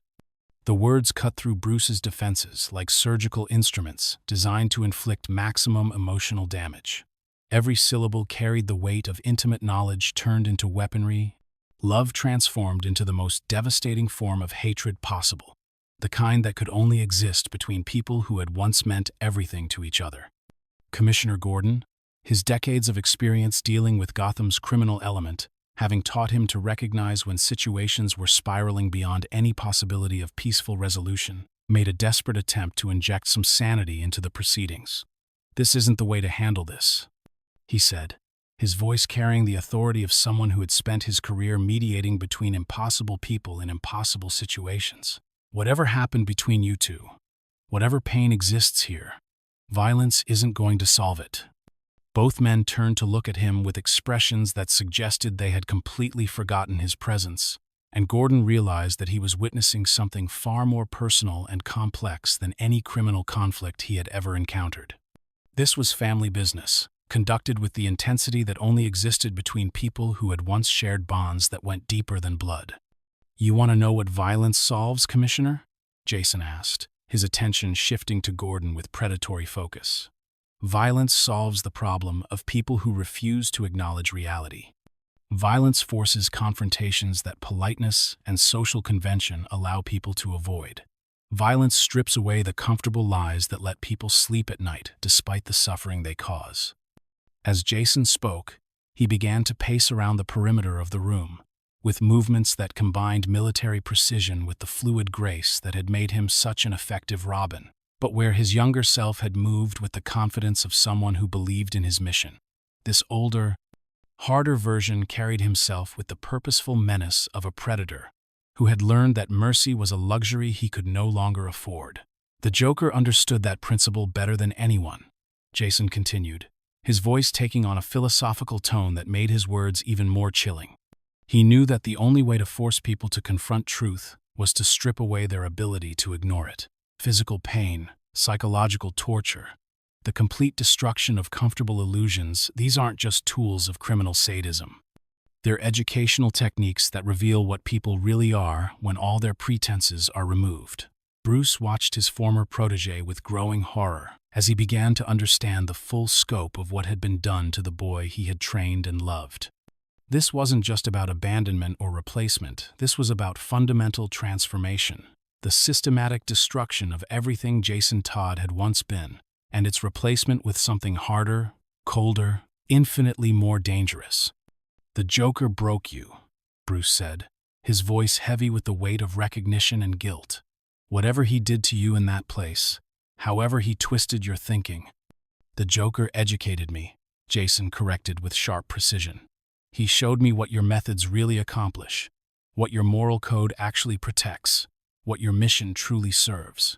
Every criminal you've captured and released, every killer you've refused to stop permanently, every monster you've sent to Arkham to escape and kill again. The Joker helped me understand that all of it serves one purpose. It maintains the status quo that allows Bruce Wayne to play hero without ever having to solve the problems that justify his existence." The accusation carried implications that struck at the very heart of Batman's mission, challenging assumptions that Bruce had never allowed himself to question. Was his refusal to kill really about moral principle, or was it about maintaining a system that provided him with an endless supply of opponents to fight? Was his commitment to rehabilitation genuine, or was it simply a way to avoid confronting the possibility that some people were beyond redemption? "You don't believe that," Bruce said, but his voice carried uncertainty that made the words sound like a plea rather than a statement. "The boy I trained, the son I raised, the son you raised is dead," Jason interrupted with finality that seemed to echo through the warehouse like a funeral bell. "He died in a basement cell in Arkham Asylum, while his father figure moved on with his life. What stands before you now is something different, something that learned from that boy's mistakes, something that understands what your compassion really costs." To illustrate his point, Jason activated a holographic display that filled the air between them with images and data that had clearly been compiled over months of meticulous research. Crime statistics, recidivism rates, victim impact studies, all of it painted a picture of Gotham as a city trapped in cycles of violence that Batman's methods had failed to break. 47 murders committed by criminals you've captured and released, Jason said, his voice taking on the clinical tone of someone presenting scientific evidence. 138 victims of assault by repeat offenders who walked free because you delivered them to a justice system designed to rehabilitate rather than prevent future crimes. Countless families destroyed by your commitment to principles that sound noble in theory, but fail catastrophically in practice. The data hung in the air between them like accusations made manifest, each statistic representing real people whose suffering could be traced directly back to Bruce Wayne's moral choices. Commissioner Gordon found himself staring at the numbers with growing horror, recognizing cases from his own files, remembering victims whose families had demanded explanations he couldn't provide. "These aren't just statistics," Jason continued, his voice beginning to crack with emotion that years of hardening hadn't completely suppressed. "These are the real consequences of your methods. The price other people pay for your psychological needs. The suffering you cause by refusing to make the hard choices that might actually solve Gotham's problems." Bruce stared at the holographic display with expressions that suggested he was seeing his life's work reframed in ways that challenged everything he had ever believed about his mission. The numbers were undeniable, the patterns clear, the implications devastating. Had his commitment to non-lethal methods really saved lives, or had it simply displaced violence onto victims who lacked the power to protect themselves? "I tried to find another way," Bruce said quietly, his voice barely audible above the ambient noise of the warehouse's failing infrastructure. "I believed that everyone deserved a chance at redemption, that killing was never the answer. And while you were believing in fairy tales, real people were dying." Jason shot back with venom that had been refined through years of bitter contemplation. Children were being murdered by monsters you'd captured a dozen times. Families were being destroyed by criminals you'd given countless opportunities to reform. "Your principles have a body count, Bruce. Your moral code kills people." The argument was interrupted by proximity alarms, indicating approaching aircraft, multiple contacts, moving in coordinated formation toward their location. Through the warehouse's broken skylights, they could see the distinctive silhouettes of what appeared to be Scarecrow's modified helicopters, their approach suggesting that the evening's drama was about to acquire additional complications. "Ah," Jason said, checking tactical displays on his armor's internal systems. "It seems our mutual friend has decided to join the reunion. Dr. Crane has been so patient during our little family discussion, but I suppose even he has limits." The mention of Scarecrow's involvement sent chills through both Bruce and Gordon as they began to understand that tonight's confrontation was part of a larger scheme that neither of them had fully grasped. The systematic assault on Gotham, the capture of Commissioner Gordon, the elaborate revelation of Jason's survival, all of it had been orchestrated to serve purposes that went beyond simple revenge. "What do you want?" Bruce asked, his voice carrying desperation that he could no longer conceal. "What will it take to end this?" Jason's response was to remove his helmet, revealing a face that carried the scars of unimaginable suffering, but retained enough familiar features to make Bruce's heart break with recognition. The boy he had once tucked into bed, bandaged after training accidents, and comforted through nightmares was still there beneath the hard expression and cold eyes, but transformed into something that barely qualified as the same person. "I want you to understand what it feels like to lose everything," Jason said simply, his natural voice carrying more emotional impact than any electronic modulation could have achieved. "I want you to experience the helplessness of watching people you care about suffer while being unable to help them. I want you to confront the reality that your methods don't work, your principles are luxuries that other people pay for, and your mission has caused more harm than it's prevented." The vulnerability of the moment, with Jason's face finally revealed and his true motivations laid bare, created an opportunity that Bruce desperately wanted to seize. This was his son, his student, his greatest failure given human form, but also perhaps his last chance to make amends for mistakes that had cost them both so much. "Jason," Bruce said, taking a step forward with hands extended in a gesture of reconciliation. "Come home. Let me help you. Let me try to make this right." But even as the words left his mouth, Bruce could see that the offer was too little, too late. The boy who might have accepted such overtures had died in that Arkham cell, replaced by someone who had learned to survive by trusting no one and expecting nothing but betrayal from those who claimed to care. "Home?" Jason laughed, the sound containing more bitterness than any human voice should be able to carry. "You mean Wayne Manor? The place where you trained me to be your weapon? The cave where you taught me that my life was worth less than your principles?" That stopped being home the moment you decided that Tim Drake would make a better son. The helicopters were getting closer now, their rotor noise beginning to drown out conversation, as Scarecrow's forces moved into position for whatever final act had been planned for this evening's performance. Jason replaced his helmet with movements that suggested the brief moment of vulnerability had passed, the opportunity for reconciliation closing like a door that might never open again. "Dr. Crane has been very patient with our family reunion," Jason said, his voice once again filtered through electronic modulation that stripped away any remaining traces of humanity. "But he has his own agenda to pursue, his own lessons to teach. I suggest you prepare yourself, Batman.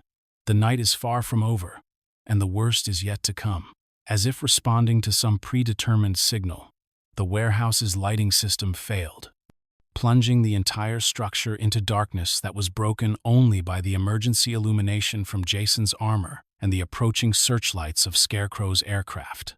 In that moment of transition from visibility to shadow, Jason Todd seemed to vanish like a ghost seeking revenge, leaving only the echo of his presence and the promise of horrors yet to be revealed.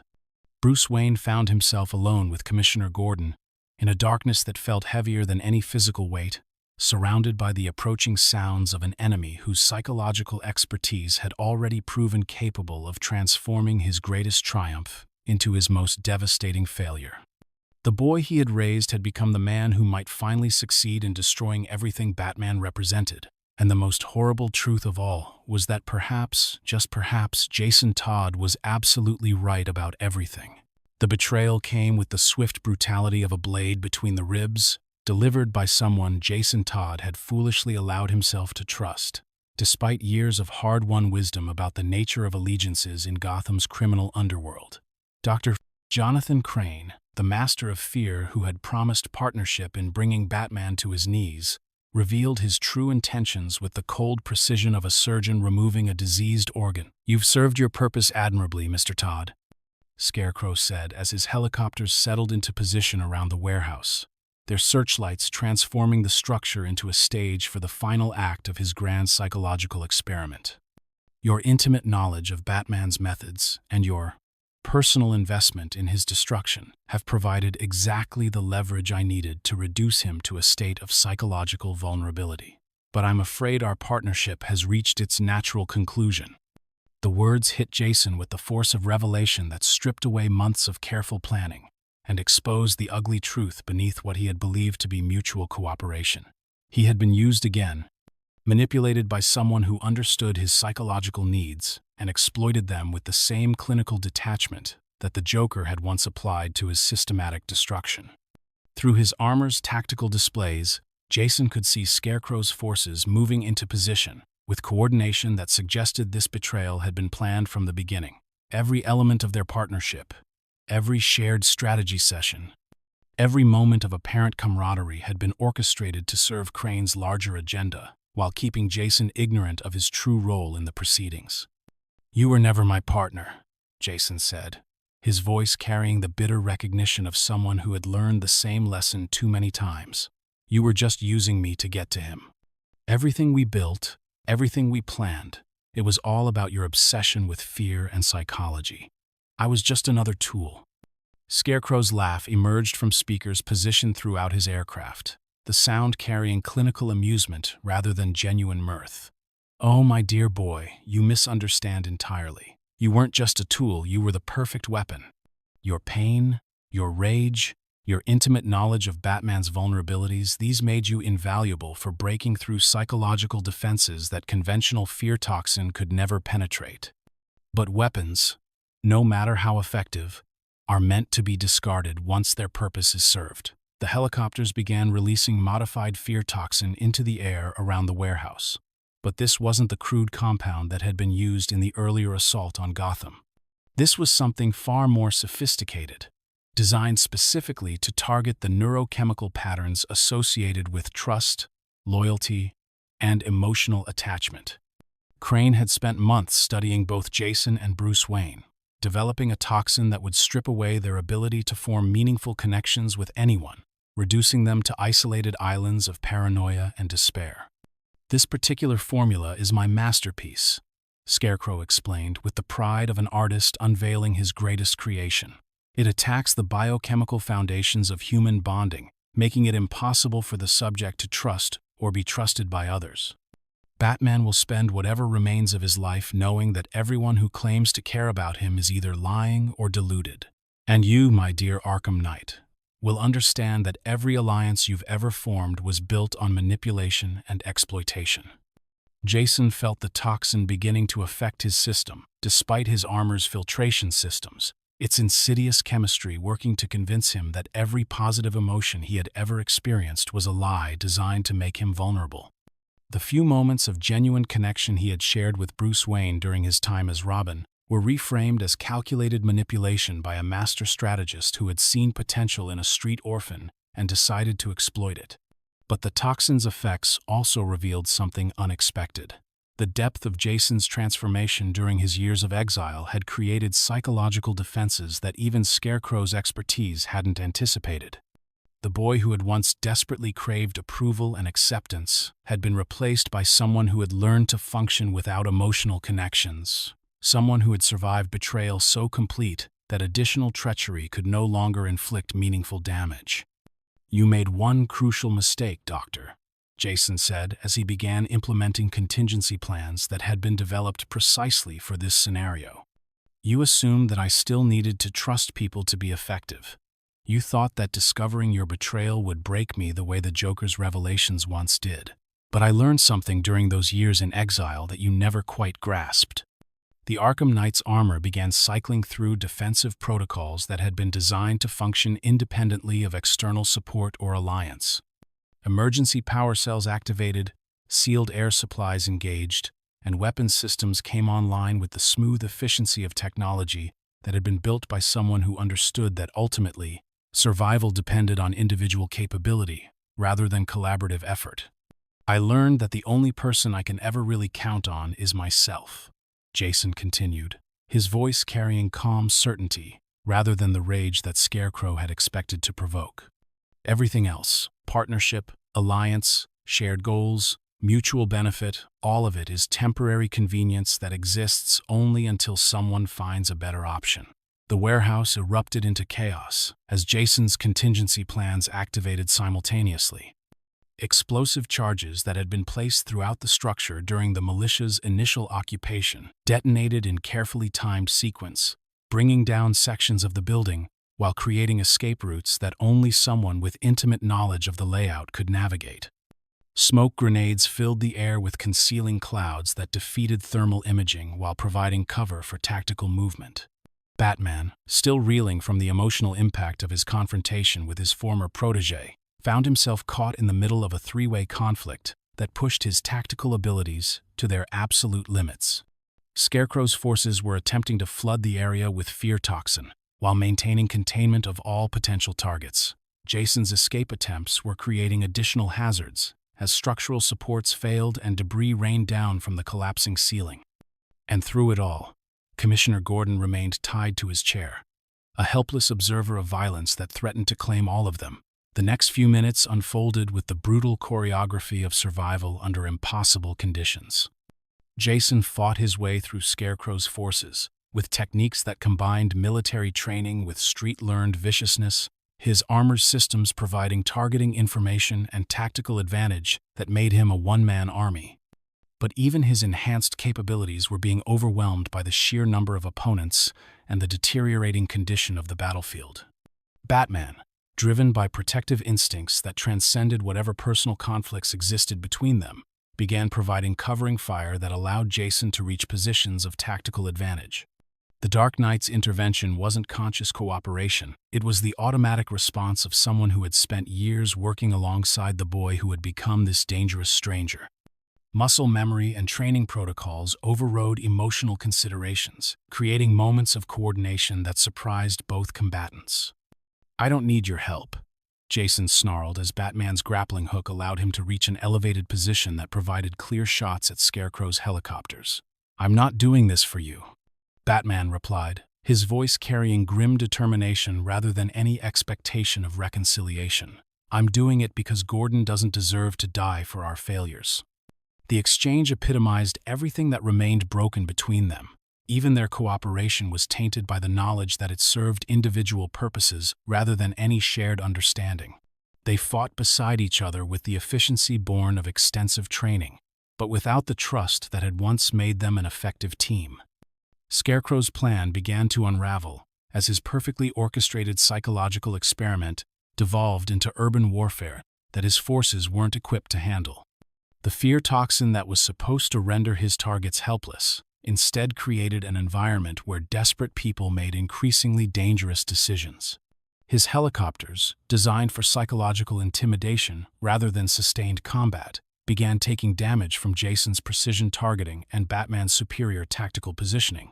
"This isn't how this was supposed to proceed." Crane's voice crackled through damaged speakers, his clinical detachment finally showing cracks under the pressure of tactical failure. "You're both supposed to be paralyzed by the toxin's effects, confronting the meaninglessness of human connection in an uncaring universe." "Your toxin can't affect what doesn't exist," Jason replied as he disabled another aircraft with explosives that had been positioned for exactly this contingency. "I stopped believing in human connection years ago. And Batman, well, Batman never really trusted anyone anyway. We're probably the two people in Gotham least vulnerable to losing something we never really had." The bitter truth of Jason's words cut through the chemical haze that filled the air around them. Both he and Bruce Wayne had been shaped by losses so profound that additional betrayal could no longer reach the core of who they had become. Scarecrow's masterwork was failing because its targets had already been broken in ways that made them immune to further psychological manipulation. As the warehouse continued to collapse around them, Jason made a decision that surprised everyone present, including himself. Instead of using the chaos to disappear as his original plans had intended, he moved toward Commissioner Gordon's position with purposeful efficiency. His actions weren't motivated by any desire to help Batman or prove his moral worth. They were the automatic response of someone whose training had emphasized protecting innocence, regardless of personal cost. "Get him out of here," Jason said, as he cut Gordon's restraints with movements that were purely functional. "Whatever exists between us doesn't involve him." Batman nodded without speaking, understanding that this moment of cooperation was fragile and task-specific. Together, they extracted Gordon from the collapsing warehouse with coordination that felt both familiar and completely foreign.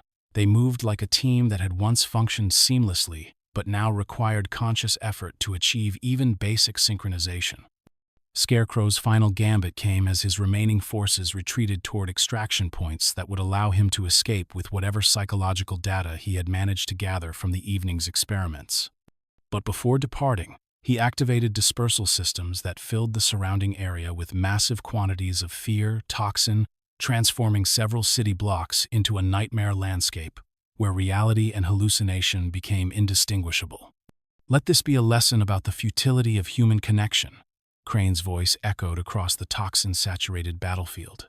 "Every alliance ends in betrayal, every partnership dissolves into exploitation, every bond breaks under sufficient pressure. You've both proven my thesis more completely than any controlled experiment ever could." As Scarecrow's helicopters disappeared into Gotham's perpetually overcast sky, Jason and Bruce found themselves standing among the ruins of the warehouse, where their confrontation had finally stripped away years of pretense and revealed the emotional devastation that lay beneath. Commissioner Gordon, shaken but alive, looked between them with the expression of someone who had witnessed family members inflict wounds that might never heal. "This isn't over," Jason said quietly, his voice carrying exhaustion rather than threat. "Whatever you think you can say or do to fix what's broken between us, it won't work. Too much has happened. Too much time has passed. Too much damage has been done." Bruce wanted to argue, to offer hope for reconciliation that might eventually heal the wounds that both of them carried. But looking at his former protege, the boy he had raised, transformed into a man shaped by suffering he had failed to prevent, he recognized that some damage was indeed beyond repair. The Jason Todd who had once shared his mission and his home was as dead as if he had never drawn breath. What stood before him now was someone else entirely. Someone who had learned to survive in a world where trust was weakness and connection was vulnerability. "I know," Bruce said simply, his voice carrying acceptance of loss that felt like a physical weight settling over his shoulders. "I know I can't fix this. I know I failed you. I know that everything that's happened is my responsibility." Jason's response was to turn away without another word, activating systems that rendered him invisible to both visual and electronic detection. Within moments, he had vanished into the chaotic landscape of toxin-affected Gotham, leaving only the echo of his presence and the promise that their paths would cross again under circumstances that neither of them could predict. For Bruce Wayne, watching his former son disappear into shadows that seemed darker than any night Gotham had ever known, the evening's revelations had shattered comfortable illusions about his mission and methods. The boy he had trained to fight beside him had become living proof that sometimes good intentions and noble purposes led to consequences more horrible than any villain's deliberate malice. But even as despair threatened to overwhelm him, Bruce recognized that giving up would dishonor not just his own mission but the sacrifices of everyone who had ever stood beside him. Jason was lost, perhaps permanently, but Tim Drake, Barbara Gordon, Dick Grayson, and countless others still believed in what Batman represented. Their faith might be misplaced, their trust might be dangerous, but it was also the only thing that gave meaning to the crusade that had defined his entire adult life. Commissioner Gordon, his own faith in justice tested but not broken by the evening's events, placed a steadying hand on Batman's shoulder. "Some damage can't be undone," he said quietly. "Some mistakes can't be fixed. But that doesn't mean we stop trying to do better going forward." The wisdom in Gordon's words provided a framework for moving beyond the night's revelations without pretending they hadn't occurred. Jason Todd was gone, transformed into something that might eventually become either salvation or damnation for Gotham's future. But the city still needed protection, still deserved better than the cycle of violence that had claimed so many of its children. As dawn began to break over Gotham's skyline for the first time since the militia's assault began, Bruce Wayne made a silent promise to the memory of the boy he had failed to save. He would continue his mission, but with full awareness of its costs and limitations. He would train others to fight beside him, but with honest acknowledgement of the dangers they would face. And perhaps most importantly, he would remember Jason Todd not as the Arkham Knight who had nearly destroyed everything he valued, but as the boy who had trusted him completely and deserved better than the protection he had been able to provide. The war for Gotham's soul would continue, but it would do so with participants who understood that victory and defeat were often indistinguishable, that heroism and villainy were separated by lines thinner than anyone wanted to admit, and that sometimes the greatest tragedy wasn't death, but the transformation of love into something that could no longer recognize itself. In the months that followed, reports began to surface of a new presence in Gotham's criminal underworld. Someone who moved through the shadows with purpose that seemed both familiar and completely foreign. The Red Hood, as he came to be known, operated with methods that were too violent for Batman's approval, but too focused for random criminality. He targeted specific individuals and organizations with surgical precision that suggested intimate knowledge of Gotham's power structures and their vulnerabilities. Unlike the random terrorism that characterized most of the city's costumed criminals, the Red Hood's operations seemed designed to serve specific strategic objectives. Drug dealers who preyed on children disappeared permanently. Human traffickers found their operations systematically dismantled with extreme prejudice. Corrupt officials discovered that their carefully hidden crimes had somehow become public knowledge that resulted in permanent career destruction. Batman observed these activities from a distance, recognizing tactical elements that suggested training he had provided years earlier. But the methodology was different, harder, more final, completely uncompromising in its application of justice that resembled vengeance more than any legal or moral framework Bruce Wayne could endorse. The Red Hood was Jason Todd's answer to the philosophical questions that had driven their confrontation in that abandoned warehouse. If Batman's methods were inadequate, if rehabilitation was a luxury that society couldn't afford, if some problems required permanent solutions, then perhaps it was time for someone to provide those solutions, regardless of the moral cost. For Gotham's criminal element, the Red Hood represented a new kind of threat, one that understood their methods, anticipated their responses, and was prepared to use lethal force without the hesitation that had always limited Batman's effectiveness. Fear began to spread through the underworld as word spread of a vigilante who killed rather than captured, who operated without the moral constraints that made traditional heroes predictable. But for Bruce Wayne, the Red Hood represented something far more complex and painful evidence that his greatest failure had found a way to continue fighting for justice, despite being fundamentally broken by the process. Jason Todd was lost to him forever, transformed into something that could never again call Wayne Manor home or stand beside him as family. But perhaps, just perhaps, the man he had become might still serve a purpose that Bruce's own moral limitations prevented him from achieving. The boy who had once worn the Robin costume with such fierce determination was gone forever. In his place stood someone who had learned different lessons about justice, mercy, and the price of protecting innocent lives in a world where evil often wore friendly faces and traditional heroism failed to address root causes of suffering. Jason Todd had died in that Arkham cell years earlier. The Red Hood was someone else entirely, someone forged from the ashes of that death into something that might be salvation or damnation, depending on one's perspective on what justice actually required in a city as broken as Gotham. And in the shadows of that city, wearing a red helmet that concealed features too familiar for comfort, the ghost of Batman's greatest failure, began the slow, violent work of rewriting what vigilante justice could accomplish when freed from the moral constraints that limited its effectiveness. The war for Gotham's soul had acquired a new combatant, and only time would tell whether the Red Hood represented hope or horror for the city's future. The rain fell on Gotham with the persistence of sorrow that had no end, each droplet carrying the weight of all the city's accumulated sins, as it washed through streets that had witnessed more tragedy than any metropolitan area should be forced to endure. In the months following the Arkham Knight's revelation and subsequent transformation into the Red Hood, the very atmosphere of the city seemed changed, as if the revelation that heroes could become something darker had altered the fundamental chemistry of hope itself. Batman stood on the gargoyle-crowned ledge of the Chrysler Building's Gothic revival cousin, his cape streaming in wind that carried the scent of rain and distant smoke from fires that seemed to burn eternally in Gotham's industrial districts.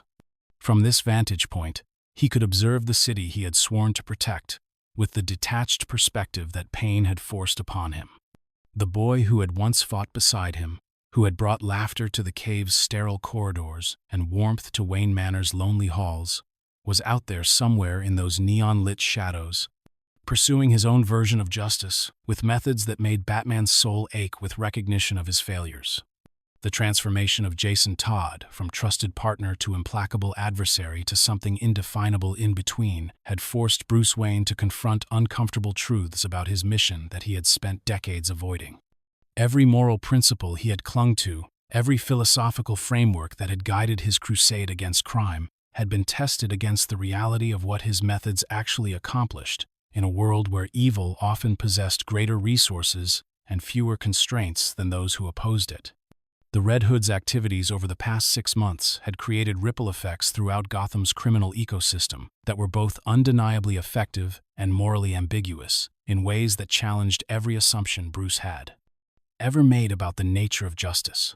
Drug trafficking in the neighborhoods where children walked to school had virtually disappeared, not because dealers had been captured and rehabilitated, but because they had simply vanished in ways that suggested permanent solutions to temporary problems. Human trafficking operations that had persisted for years, despite Batman's best efforts, had been systematically dismantled, with efficiency that spoke to intimate knowledge of their structures and complete indifference to the legal niceties that had allowed such enterprises to survive previous interventions. The Red Hood's methods left no survivors among the perpetrators, no evidence that could be used in courts of law, no possibility of appeals or early release, or rehabilitative programs that might return dangerous individuals to society. Commissioner Gordon, his own understanding of justice complicated by witnessing the results of both approaches, had begun submitting reports that described the Red Hood phenomenon with clinical detachment that concealed deeper philosophical struggles. Subject appears to possess extensive knowledge of law enforcement procedures and criminal psychology, one such report noted. Operations demonstrate military-level tactical planning and execution. Methods are consistently lethal when applied to individuals involved in crimes against children or vulnerable populations. The statistics were undeniable, even if their implications were uncomfortable for anyone who believed in the possibility of human redemption. Crime rates in areas where the Red Hood operated had dropped to levels not seen since Gotham's earliest days, when the city was small enough for community pressure to serve as an effective deterrent to antisocial behavior. But these improvements had been purchased with methods that violated every principle of due process, rehabilitation, and second chances that formed the foundation of civilized society. Batman found himself caught between recognition of the Red Hood's effectiveness and horror at what such effectiveness required. The boy he had trained to fight beside him had learned those lessons too well, had taken the logical endpoint of Batman's mission, and stripped away the moral constraints that limited its application. Where Bruce Wayne sought to save everyone, criminals and victims alike, Jason Todd had made the cold calculation that some people were beyond salvation, and that resources spent on impossible redemption could be better used, protecting those who deserved protection. The philosophical divide between them had become a chasm that might never be bridged, not because of personal animosity, but because of fundamental disagreements about the nature of human worth and the purpose of justice. Batman operated from the assumption that everyone possessed the potential for redemption, that given sufficient time and proper intervention, even the worst criminals could be reformed into productive members of society. The Red Hood's methods suggested someone who had abandoned such optimism in favor of pragmatic acceptance that some problems required permanent solutions. Dick Grayson, the first Robin who had successfully navigated the transition from sidekick to independent hero, had tried to serve as a bridge between the mentor who had shaped his worldview and the brother whose transformation represented everything that could go wrong with their shared mission. But even his diplomatic skills and genuine affection for both men had proven inadequate to the task of reconciling positions that were fundamentally incompatible. "He's not wrong about the failures in our approach," Dick had said during one of his increasingly rare visits to the cave, his voice carrying the weight of someone forced to confront uncomfortable truths about beliefs he had never questioned. "The recidivism rates, the victims who suffer because we give criminals second and third and fourth chances, the systemic problems that rehabilitation programs can't address. Jason's pointing out real issues that we've been ignoring because they're too hard to face." Tim Drake, the current Robin who had inherited a role that now carried additional psychological weight, given Jason's fate, found himself struggling with questions that had no easy answers. His analytical mind, trained to solve problems through logic and systematic investigation, kept returning to data that suggested the Red Hood's methods were more effective at protecting innocent lives than Batman's traditional approach. But his moral education, provided by the same man who had failed to save his predecessor, recoiled from accepting solutions that required abandoning core principles about the value of human life. "I understand why he does it," Tim had admitted during a training session that had become an impromptu philosophical discussion. "I've read the case files, seen the evidence of what happens when dangerous people are given opportunities to repeat their crimes. But if we start deciding who deserves to live and who deserves to die, how are we different from the criminals we're fighting?" The question hung in the cave's air like a challenge that neither Batman nor Robin could adequately answer. The line between heroism and vigilantism, between justice and vengeance, between protection and murder, had always been thinner than either of them wanted to acknowledge. Jason Todd's transformation had simply made those uncomfortable truths impossible to ignore. Barbara Gordon, whose perspective as Oracle provided her with access to data from across the spectrum of law enforcement and vigilante activities, had begun compiling analyses that painted an increasingly complex picture of the Red Hood's impact on Gotham's criminal landscape. "He's not just killing random criminals," she reported during one of their strategy sessions. "He's targeting specific individuals whose activities have the greatest impact on vulnerable populations.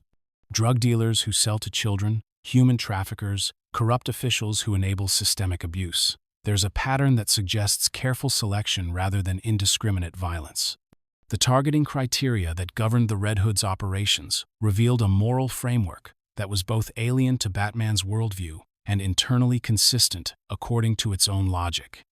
Jason Todd had apparently developed a hierarchy of criminal behavior that prioritized threats to children and those who lacked the power to protect themselves. Adults who chose to engage in criminal activity faced consequences that varied based on the harm their actions caused to innocent victims. This calculus created situations where Batman found himself reluctantly grateful for interventions he could never officially sanction. When a child pornography ring that had evaded prosecution due to technical legal issues simply vanished overnight, Bruce Wayne felt relief that he couldn't publicly acknowledge.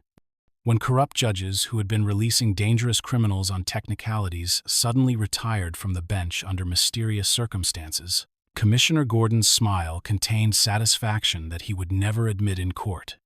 The Red Hood's presence in Gotham had created a shadow ecosystem of justice that operated parallel to, but independent of, traditional law enforcement. Criminals who had grown comfortable with the predictable rhythms of Batman's catch-and-release approach found themselves facing a new kind of threat, one that didn't offer second chances, didn't believe in rehabilitation, and didn't operate according to rules that could be learned and exploited. The psychological impact on Gotham's criminal underworld was perhaps more significant than the direct effects of the Red Hood's lethal interventions. Fear had returned to a community that had grown blasé about the consequences of criminal behavior, but it was a different kind of fear than what Batman inspired. Where the Dark Knight's reputation was built on the promise of capture and incarceration, the Red Hood offered the certainty of permanent removal for those who crossed specific lines. Professional criminals began avoiding Gotham entirely, recognizing that the risk-reward calculus had shifted in ways that made the city an unacceptable operating environment. Those who remained modified their behavior in response to new realities, avoiding activities that might draw attention from someone who responded to crimes against children with lethal force. The result was a reduction in certain categories of criminal activity that traditional law enforcement had struggled to address. But the broader implications of the Red Hood's methods extended far beyond their immediate effectiveness in reducing crime statistics. Batman had always served as a symbol of hope, that even the worst situations could be resolved without abandoning fundamental moral principles. The existence of an alternative approach that achieved better results through morally questionable means threatened to undermine the entire philosophical foundation of heroic intervention. Are we making things worse by insisting on methods that prioritize criminal rights over victim protection? Batman had asked Alfred during one of their increasingly frequent discussions about the changing nature of their mission. Are our principles helping people, or are they just making us feel better about ourselves while others suffer? Alfred Pennyworth, whose decades of service had given him perspective on the long-term costs of the Wayne family's commitment to justice, had responded with the careful wisdom of someone who understood both the necessity of moral frameworks and their limitations in an imperfect world.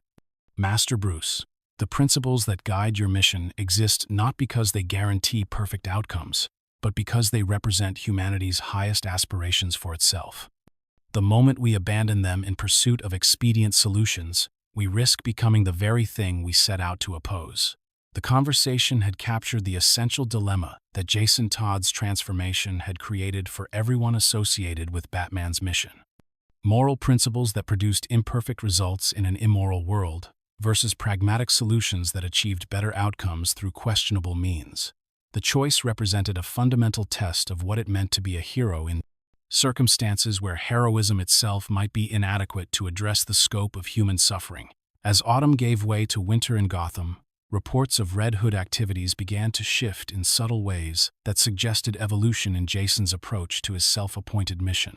Where his early operations had focused primarily on eliminating threats through direct action, newer intelligence suggested a more sophisticated strategy that included disruption of criminal support networks, exposure of corruption in legitimate institutions, and what appeared to be efforts to redirect at-risk youth away from criminal recruitment.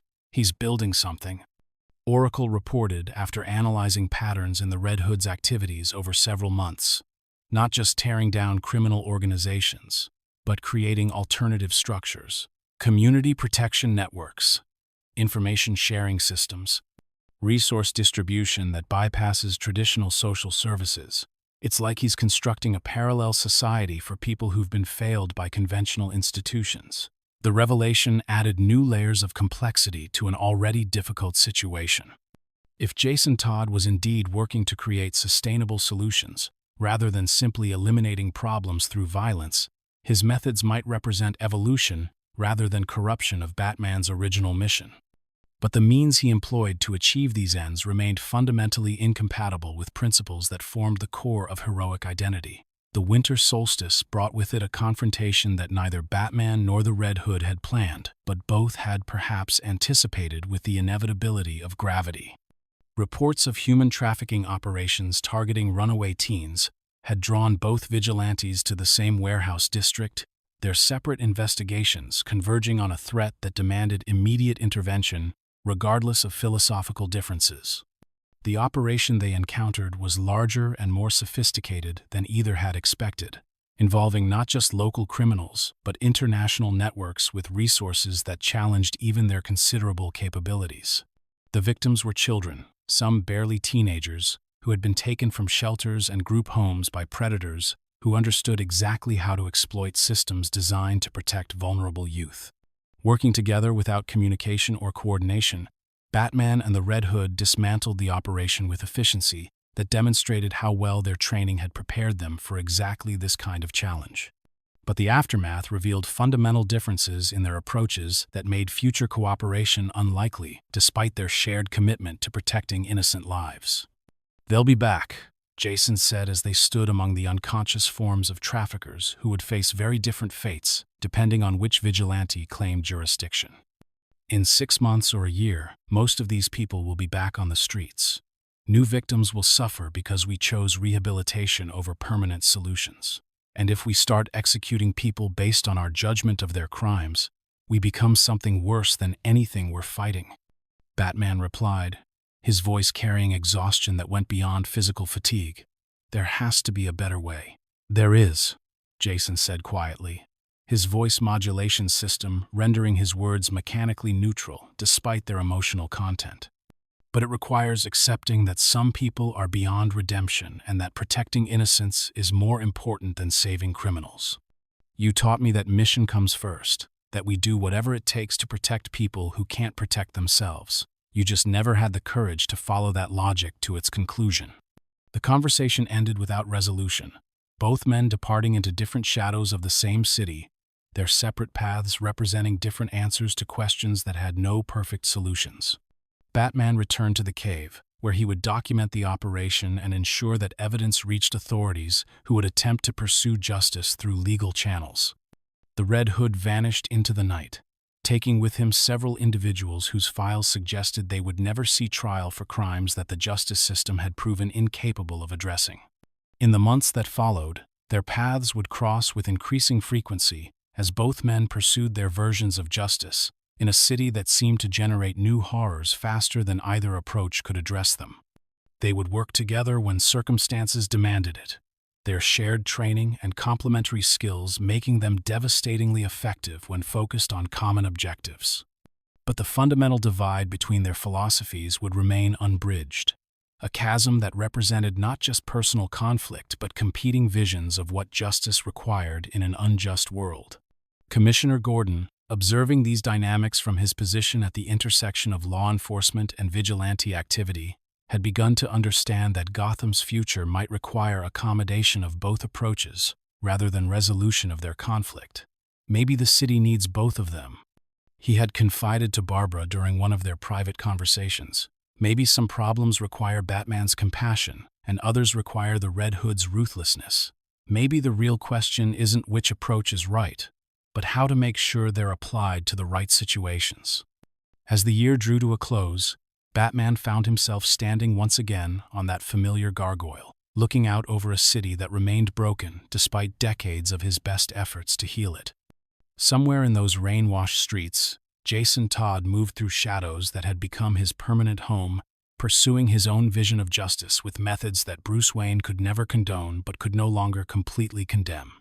The boy who had once brought laughter to Wayne Manor was gone forever, replaced by someone who had learned different lessons about duty, sacrifice, and the price of protecting innocent lives.